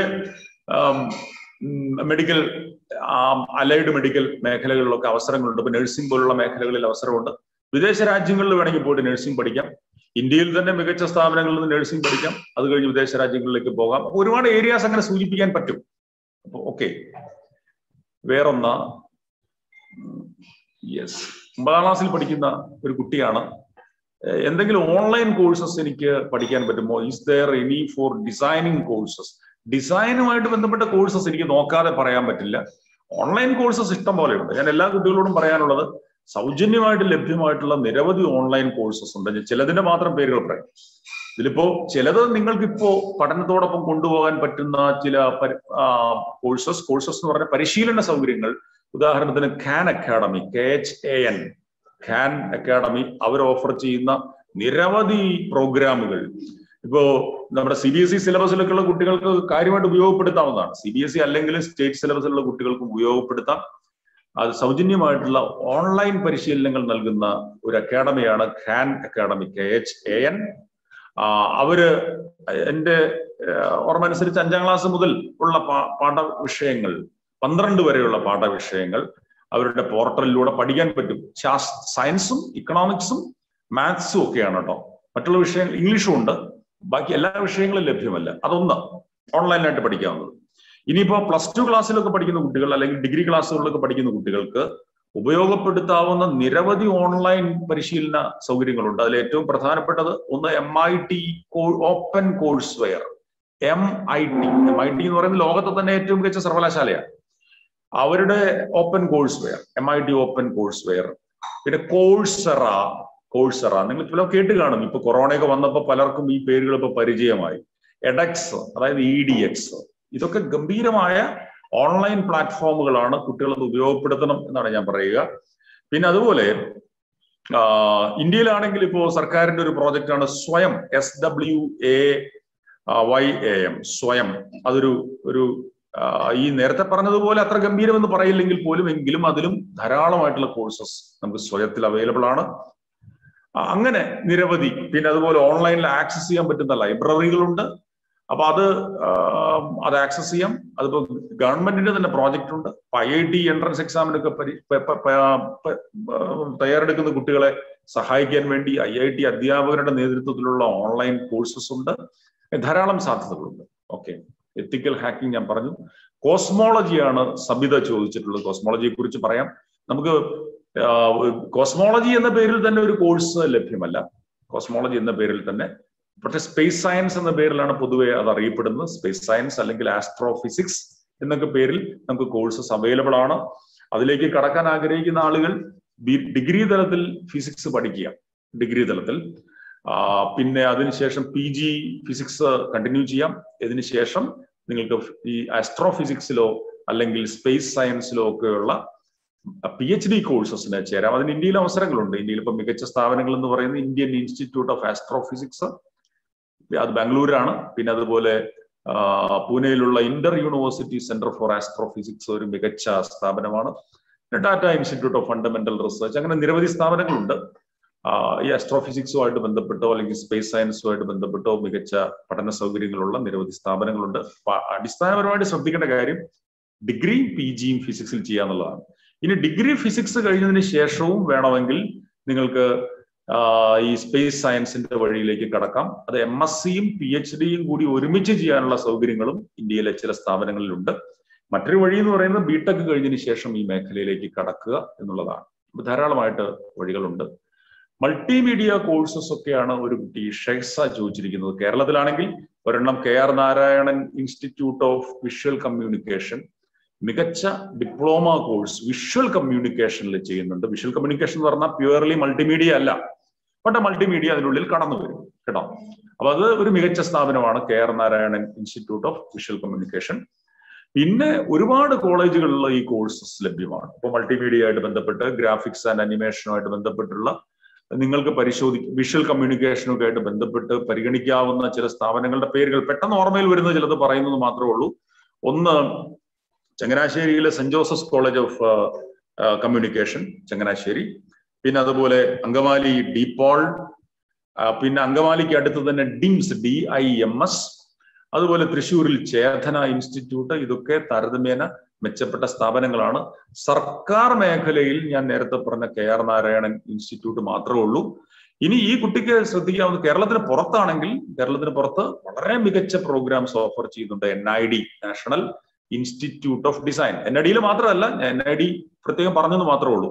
അവരുടെ കോഴ്സസ് നോക്കുമ്പോൾ നിങ്ങൾക്ക് BSc മൾട്ടിമീഡിയ എന്നൊന്നും കോഴ്സ് കാണില്ല. അവരുടെ ഒരു program BDES bachelors in design graphics and animation, okay, അല്ലെങ്കിൽ BDES കമ്മ്യൂണിക്കേഷൻ ഡിസൈൻ, ഇങ്ങനെയൊക്കെയാണ് കോഴ്സസ് കാണുക. അപ്പൊ അത് താല്പര്യമുണ്ടെങ്കിൽ അത്തരം കോഴ്സസ് ഒന്ന് നോക്കുന്നത് നല്ലതാണ്.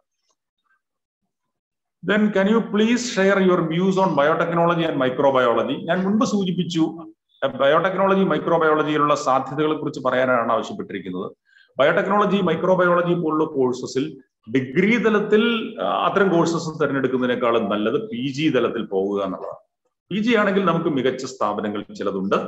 ഇപ്പൊ ബയോടെക്നോളജിയിൽ PG കോഴ്സസ് അവൈലബിൾ ആയ ചില IIT-കളുണ്ട്.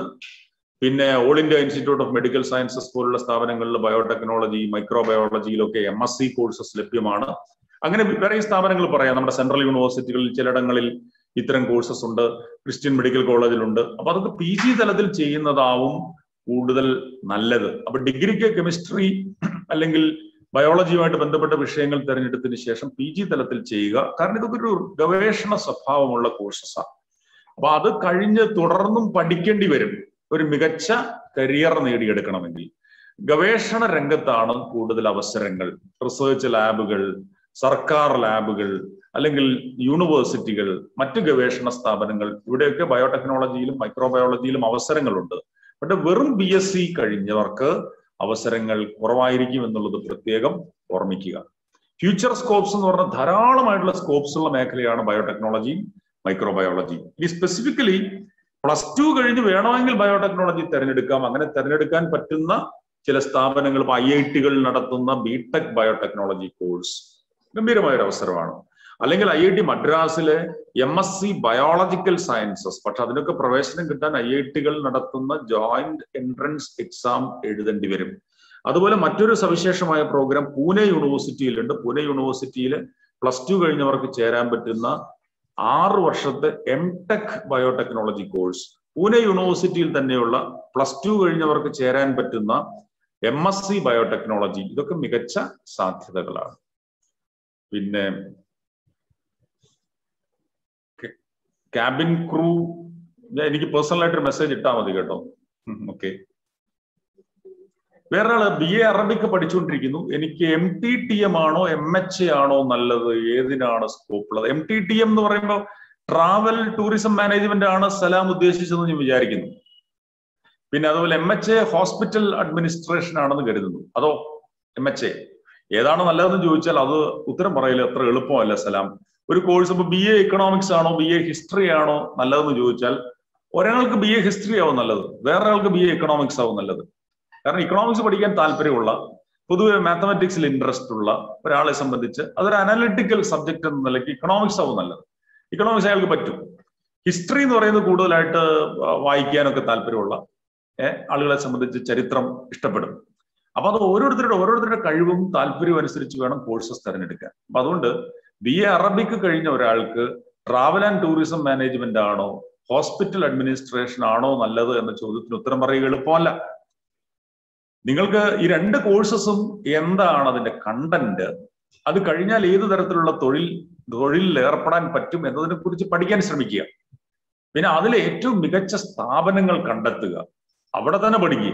ഒരു കാര്യം പറയാം, ഒരു ശരാശരി നിലവാരമുള്ള സ്ഥാപനത്തിൽ ഈ രണ്ട് കോഴ്സ് ചെയ്താലും പ്രയോജനം ഉണ്ടാവില്ല. മികച്ച നിലവാരമുള്ള സ്ഥാപനങ്ങളിലെ ഇത്തരം പ്രൊഫഷണൽ സ്വഭാവമുള്ള കോഴ്സസിന് പോകാവൂ എന്നുള്ളത് ഓർമ്മിക്കുക. ഓക്കെ. മറ്റൊരാളുടെ ചോദ്യം എനിക്കറിയില്ല, എത്ര സമയം നമുക്ക് കിട്ടുമെന്ന് അറിയില്ല. ഇപ്പൊ ഏതാണ്ട് 9:10 ആവാറായി. ഞാൻ എന്തായാലും ഇത് കഴിയുമ്പോൾ ചോദ്യങ്ങൾ ഇങ്ങനെ വരുന്നു, 2-3 ചോദ്യങ്ങൾ, ആ 3 ചോദ്യങ്ങൾ ഒരുമിച്ചെടുത്ത് പറയാൻ ശ്രമിക്കാം. എനിക്കും ഒരു ചെറിയ ബുദ്ധിമുട്ടുള്ളതെന്ന് വെച്ചാൽ നാളെ പുലർച്ചെ തന്നെ ഇത് ഒരു ക്ലാസ്സിന് വേണ്ടി മറ്റൊരു സ്ഥലത്തേക്ക് പുറപ്പെടേണ്ടതുണ്ട്. അപ്പൊ 4:30 ആവുമ്പോൾ വീട്ടിൽ നിന്ന് ഇറങ്ങണം ഇന്ന് പുലർച്ചെ. അതുകൊണ്ട് ഞാൻ അല്ലെങ്കിൽ എത്ര വേണമെങ്കിലും നീട്ടി പറയാൻ മടിയുള്ള ഒരാളല്ല. പക്ഷെ ഒന്ന് സമ്മറൈസ് ചെയ്യാൻ നിർബന്ധിതനാവുകയാണ്. എന്തോ പറയുന്നുണ്ടായിരുന്നു സാർ, അവിടെ എന്തോ സംസാരിക്കണ്ടായിരുന്നു? തീർച്ചയായിട്ടും. ഓക്കെ. അപ്പൊ ഞാനൊന്ന് ഇനി കാണുന്ന ചോദ്യങ്ങളെല്ലാം കൂട്ടിച്ചേർത്ത് എല്ലാത്തിനും കൂടി ഒരുമിച്ച് പറയാൻ പറ്റുമോ നോക്കാം. മാത്തമാറ്റിക്സ് മെയിൻ സബ്ജക്റ്റ് ആയ ഒരാൾക്ക് അക്കൗണ്ടന്റ് ആൻഡ് ടീച്ചിങ് അല്ലാതെ എന്തെങ്കിലും കോഴ്സ് ഉണ്ടോ? നോക്കൂ, മാത്തമാറ്റിക്സ് പഠിക്കുന്ന ആൾക്ക് അക്കൗണ്ടന്റ് ആയിട്ടല്ല വർക്ക് ചെയ്യാൻ പറ്റുക കേട്ടോ. അക്കൗണ്ടന്റ് ആയിട്ട് വർക്ക് ചെയ്യാൻ മാത്തമാറ്റിക്സ് അല്ല പഠിക്കേണ്ടത്, കോമേഴ്സ് ആണ് പഠിക്കേണ്ടത്. ഓക്കെ. അപ്പൊ അതുകൊണ്ട് മാത്തമാറ്റിക്സ് പഠിച്ച ഒരാളെ സംബന്ധിച്ച് പ്രധാനമായിട്ട് ടീച്ചിങ്ങിലാണ് അവസരങ്ങൾ.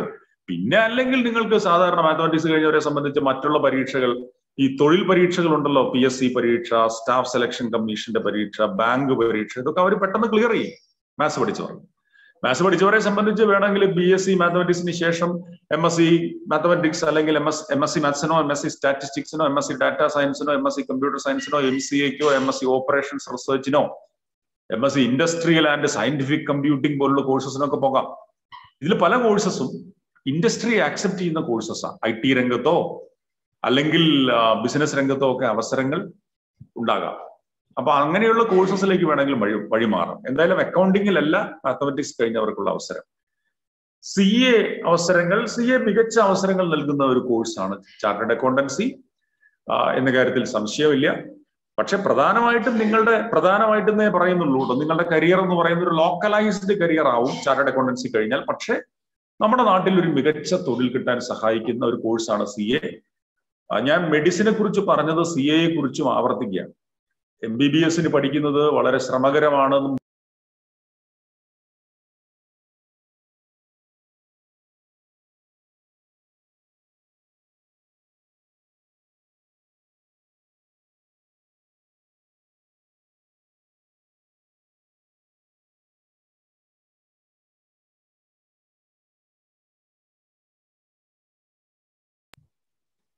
ഓക്കെ, പെട്ടെന്നൊരു കോള് കയറി വന്നതാണ്, ഐ എം സോറി. അപ്പം MBBS ഒക്കെ പഠിക്കുന്നത് പോലെ അല്പം ബുദ്ധിമുട്ടുണ്ട്, പക്ഷെ അവസരങ്ങൾ ഏറെ ഉണ്ട്. അതേപോലെ CA കഴിഞ്ഞാലും ധാരാളം അവസരമുണ്ട്. പക്ഷെ ഹാർഡ് വർക്ക് ചെയ്യാത്ത ഒരാൾ, ഞാൻ മുൻപ് പറഞ്ഞതുപോലെ അത് ആവർത്തിക്കുകയാണ്, മടിയനോ മടിച്ചിയോ ആയ ഒരാൾ CAയുടെ വഴിയെ പോകരുത്. ACCA താരതമ്യേന എളുപ്പമാണ്, CA ആയിട്ട് കമ്പയർ ചെയ്യുമ്പോൾ ACCA താരതമ്യേന എളുപ്പമാണ്. പക്ഷേ കേരളത്തിലെ അവസരങ്ങൾ പരിമിതമാണ് എന്നുള്ളത് പ്രത്യേകം ഓർമ്മിപ്പിക്കുന്നു. ഓക്കെ, ACCയെ സംബന്ധിച്ച് CAക്ക് തുല്യമല്ല എന്നതും കൂടി പ്രത്യേകം ഓർമ്മിക്കുക. CA ആണ് കുറച്ചുകൂടി സുപ്പീരിയർ ആയ ഒരു പ്രോഗ്രാം. ഹ്യൂമാനിറ്റീസ് പഠിച്ച ഒരാൾക്ക് പ്രൊഫഷണൽ കോഴ്സിന് പോകാമോ എന്ന് ചോദിക്കുന്നു. തീർച്ചയായിട്ടും പോകാം. ഹ്യൂമാനിറ്റീസ് കഴിഞ്ഞ ആളെ സംബന്ധിച്ച് പ്രൊഫഷണൽ എന്ന് പറയുമ്പോൾ ഞാൻ നേരത്തെ പറഞ്ഞ LLB ഒരു പ്രൊഫഷണൽ പ്രോഗ്രാമാണ്, MBA പ്രൊഫഷണൽ പ്രോഗ്രാമാണ്, ഡിസൈൻ പ്രൊഫഷണൽ പ്രോഗ്രാമാണ്, ഹോട്ടൽ മാനേജ്മെന്റ് പ്രൊഫഷണൽ പ്രോഗ്രാമാണ്. അതിലൊക്കെ മികച്ച ഒന്നാന്തരമായ അവസരങ്ങളുണ്ട്, മികച്ച സ്ഥാപനങ്ങളും ഇന്ത്യയിലുണ്ട്. പക്ഷെ എൻട്രൻസ് വഴിയാണ് പ്രവേശനം. കൂടുതൽ അറിയണമെങ്കിൽ എനിക്ക് വ്യക്തിപരമായിട്ടൊരു മെസ്സേജ് ഇട്ടോളൂ. ഒരു കുട്ടിയുടെ ചോദ്യം, +1 സ്റ്റുഡന്റ് ആണ് ഞാൻ, 2 മാസമായി കോച്ചിങ്ങിന് പോകുന്നു. ഒന്നാമത്തെ അറ്റംപ്റ്റിൽ നീറ്റ് ക്രാക്ക് ചെയ്യാൻ പറ്റിയില്ലെങ്കിൽ 1 വർഷം പ്രിപ്പറേഷന് വേണ്ടി മാറ്റിവെക്കണോ, അല്ലെങ്കിൽ BSc എടുത്ത് അതിനോടൊപ്പം നീറ്റ് പ്രിപ്പയർ ചെയ്താൽ മതിയോ? ഓക്കെ, ഡിപ്പെൻസ് എന്നാണ് പറയുക. ചോദ്യം ഞാൻ ഈ ചോദ്യത്തോടെ അവസാനിപ്പിക്കുകയാണ് കേട്ടോ. ഈ കുട്ടിയുടെ ചോദ്യം ഇതാണ്. നീറ്റ് ഇപ്പോ 11ാം ക്ലാസ്സിലാണ്. നീറ്റിനുള്ള കോച്ചിങ് ഇപ്പോൾ ആരംഭിച്ചിട്ടുണ്ട്. ആദ്യത്തെ ചാൻസിൽ ക്ലിയർ ചെയ്യാൻ പറ്റിയില്ലെങ്കിൽ പിന്നെ അടുത്ത വർഷം ഡിഗ്രിക്ക് ചേർന്ന് നീറ്റ് എഴുതണോ, അത് 1 വർഷം അതിനുവേണ്ടി ഡെഡിക്കേറ്റ് ചെയ്ത് നീറ്റ് എഴുതണോ എന്നുള്ളതാണ്. അത് നോക്കൂ, ഞാനാണ് എങ്കിൽ സജസ്റ്റ് ചെയ്യുക, എന്റെ മക്കളോടാണെങ്കിൽ ഞാൻ സജസ്റ്റ് ചെയ്യുക, ആദ്യത്തെ ചാൻസിൽ ക്ലിയർ ചെയ്തില്ലെങ്കിൽ ഡിഗ്രിക്ക് ചേരുക, അതിന്റെ ഒപ്പം എഴുതിക്കോളൂ എന്നാണ് പറയുക. പക്ഷെ അതേസമയം ഓരോരുത്തരുടെ കഴിവുകൾ ഒക്കെ വ്യത്യസ്തമായിരിക്കും. അപ്പൊ നിങ്ങൾ 2 വർഷം ഈ +2ന്റെ ഒപ്പം തന്നെ നീറ്റ് തയ്യാറെടുക്കുന്നു, പഠിക്കുന്നു, അതിനുശേഷം പരീക്ഷ എഴുതുന്നു. നിങ്ങൾക്ക് അത് കഴിയുമ്പോൾ നിങ്ങളുടെ റാങ്ക് നിങ്ങൾക്ക് തന്നെ കാണാൻ പറ്റും. അപ്പോൾ ഏത് തരത്തിൽ എത്രമാത്രം ഇമ്പ്രൂവ്മെന്റ് നിങ്ങൾക്ക് ആവശ്യമുണ്ട് എന്നതിന്റെ അടിസ്ഥാനത്തിൽ തീരുമാനമെടുക്കുക എന്നേ പറയാൻ പറ്റുള്ളൂ. പക്ഷേ കൃത്യമായിട്ട് ഈ 2 വർഷത്തെ ഉപയോഗപ്പെടുത്തുന്ന ഒരു കുട്ടിയെ സംബന്ധിച്ചിടത്തോളം ആദ്യത്തെ ചാൻസിൽ തന്നെ നീറ്റ് ക്ലിയർ ചെയ്യാം. കൃത്യമായിട്ട് ഉപയോഗപ്പെടുത്തുന്ന ഒരാളെ സംബന്ധിച്ച് കൃത്യമായി എന്നുള്ളത് ഞാൻ അടിവരയിട്ട് പറയുകയാണ്. ഇനി അല്ലെങ്കിൽ ഡിഗ്രിക്ക് ചേർന്ന് ഡിഗ്രി കോഴ്സ് ഒരു വഴിയോടെ നടക്കുന്നു. അപ്പോൾ അതിനൊപ്പം നമുക്ക് വീക്കെൻഡ് ഒക്കെ ഉപയോഗിച്ചാലും പരീക്ഷ ക്രാക്ക് ചെയ്യാൻ പറ്റും എന്നുള്ളതാണ് യാഥാർത്ഥ്യം. ഇത് പക്ഷേ കുറെയൊക്കെ എന്താ പറയുക, സബ്ജക്റ്റീവാണ്, വ്യക്തിനിഷ്ഠമായ ഒരു കാര്യം കൂടിയാണ്. എങ്കിലും നന്നായിട്ട് പഠിക്കൂ. ഇപ്പൊ അതിനെക്കുറിച്ചൊന്നും ആലോചിക്കാതെ പൂർണ്ണമായിട്ടും പഠനത്തിൽ ഫോക്കസ് ചെയ്ത് മുൻപോട്ട് പോകൂ എന്നാണ് എനിക്ക് ആ കുട്ടിയോട് പറയാനുള്ളത്. 2 വർഷം കഴിയുമ്പോൾ അപ്പോഴത്തെ ഒരു സിറ്റുവേഷനിൽ എന്തെങ്കിലും അഡ്വൈസ് ആവശ്യമുണ്ടെങ്കിൽ അപ്പൊ നമുക്ക് വിലയിരുത്താം. എന്റെ നമ്പറൊക്കെ കയ്യിലുണ്ടല്ലോ, അപ്പൊ എന്നെ കോൺടാക്ട് ചെയ്യൂ എന്നാണ് എനിക്ക് ആ കുട്ടിയോട് പറയാനുള്ളത്. എന്തായാലും കൂടുതൽ ചോദ്യങ്ങൾ അവിടെ ഉണ്ട്. ഞാൻ ചില ചോദ്യങ്ങൾ കണ്ടിട്ട് അത് അവഗണിക്കുന്നതല്ല, നമ്മുടെ സമയക്കുറവ് മൂലം നമുക്ക് അവ ഒഴിവാക്കേണ്ടതാണ്. അതുകൊണ്ട് ഞാൻ അവസാനിപ്പിക്കുകയാണ്. ഇപ്പോ ഏതെങ്കിലും ചോദ്യങ്ങൾക്ക് മറുപടി പറയാതെ വിട്ടുപോയിട്ടുണ്ടെങ്കിൽ അവർക്ക് ഞാൻ നേരത്തെ നമ്പർ ഷെയർ ചെയ്തിരുന്നു, ആ നമ്പറിൽ എന്നെ കോൺടാക്ട് ചെയ്യാം. മെസ്സേജസ് ആയിട്ട് ആ ചോദ്യങ്ങൾ അയക്കാം. ഞാൻ ഉറപ്പായിട്ടും മറുപടി പറയും. വീണ്ടും എല്ലാ കൂട്ടുകാർക്കും അവരുടെ ജീവിതത്തിൽ അവരുടെ പഠന വഴികളിൽ മികച്ച വിജയം ഉണ്ടാവട്ടെ എന്ന് ആശംസിക്കുന്നു. ഈ പ്രോഗ്രാമിന് നേതൃത്വം നൽകിയ വൈസ് വളരെ മനോഹരമായിട്ടുള്ളൊരു പേരാണ്. ശരിക്കും വളരെ മനോഹരമായിട്ടുള്ളൊരു പേരാണ്. വൈസിന്റെ മാനേജ്മെന്റിന് എല്ലാ ആശംസകളും അവരോടുള്ള എന്റെ കടപ്പാടും സ്നേഹവും അറിയിച്ചുകൊണ്ട് ഞാൻ അവസാനിപ്പിക്കുന്നു. ആരെങ്കിലും 1-2 പേരെങ്കിലും പെട്ടെന്ന് മുൻപോട്ട് വന്ന് ഒരു ഫീഡ്ബാക്ക് നൽകും എന്ന് ഞാൻ വിചാരിക്കുന്നു. പാർട്ടിസിപ്പൻസിൽ, സംഘാടകരിലല്ല, ആരെങ്കിലും 1-2 പേരെങ്കിലും പെട്ടെന്ന്. സമയം കുറവാണ്, വൈകിപ്പോയി. Is anyone coming forward?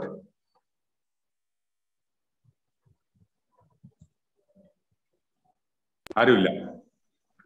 Yes, sir. Yes, please. Sir, ഞാൻ പാർട്ടിസിപ്പന്റ് ആണ്.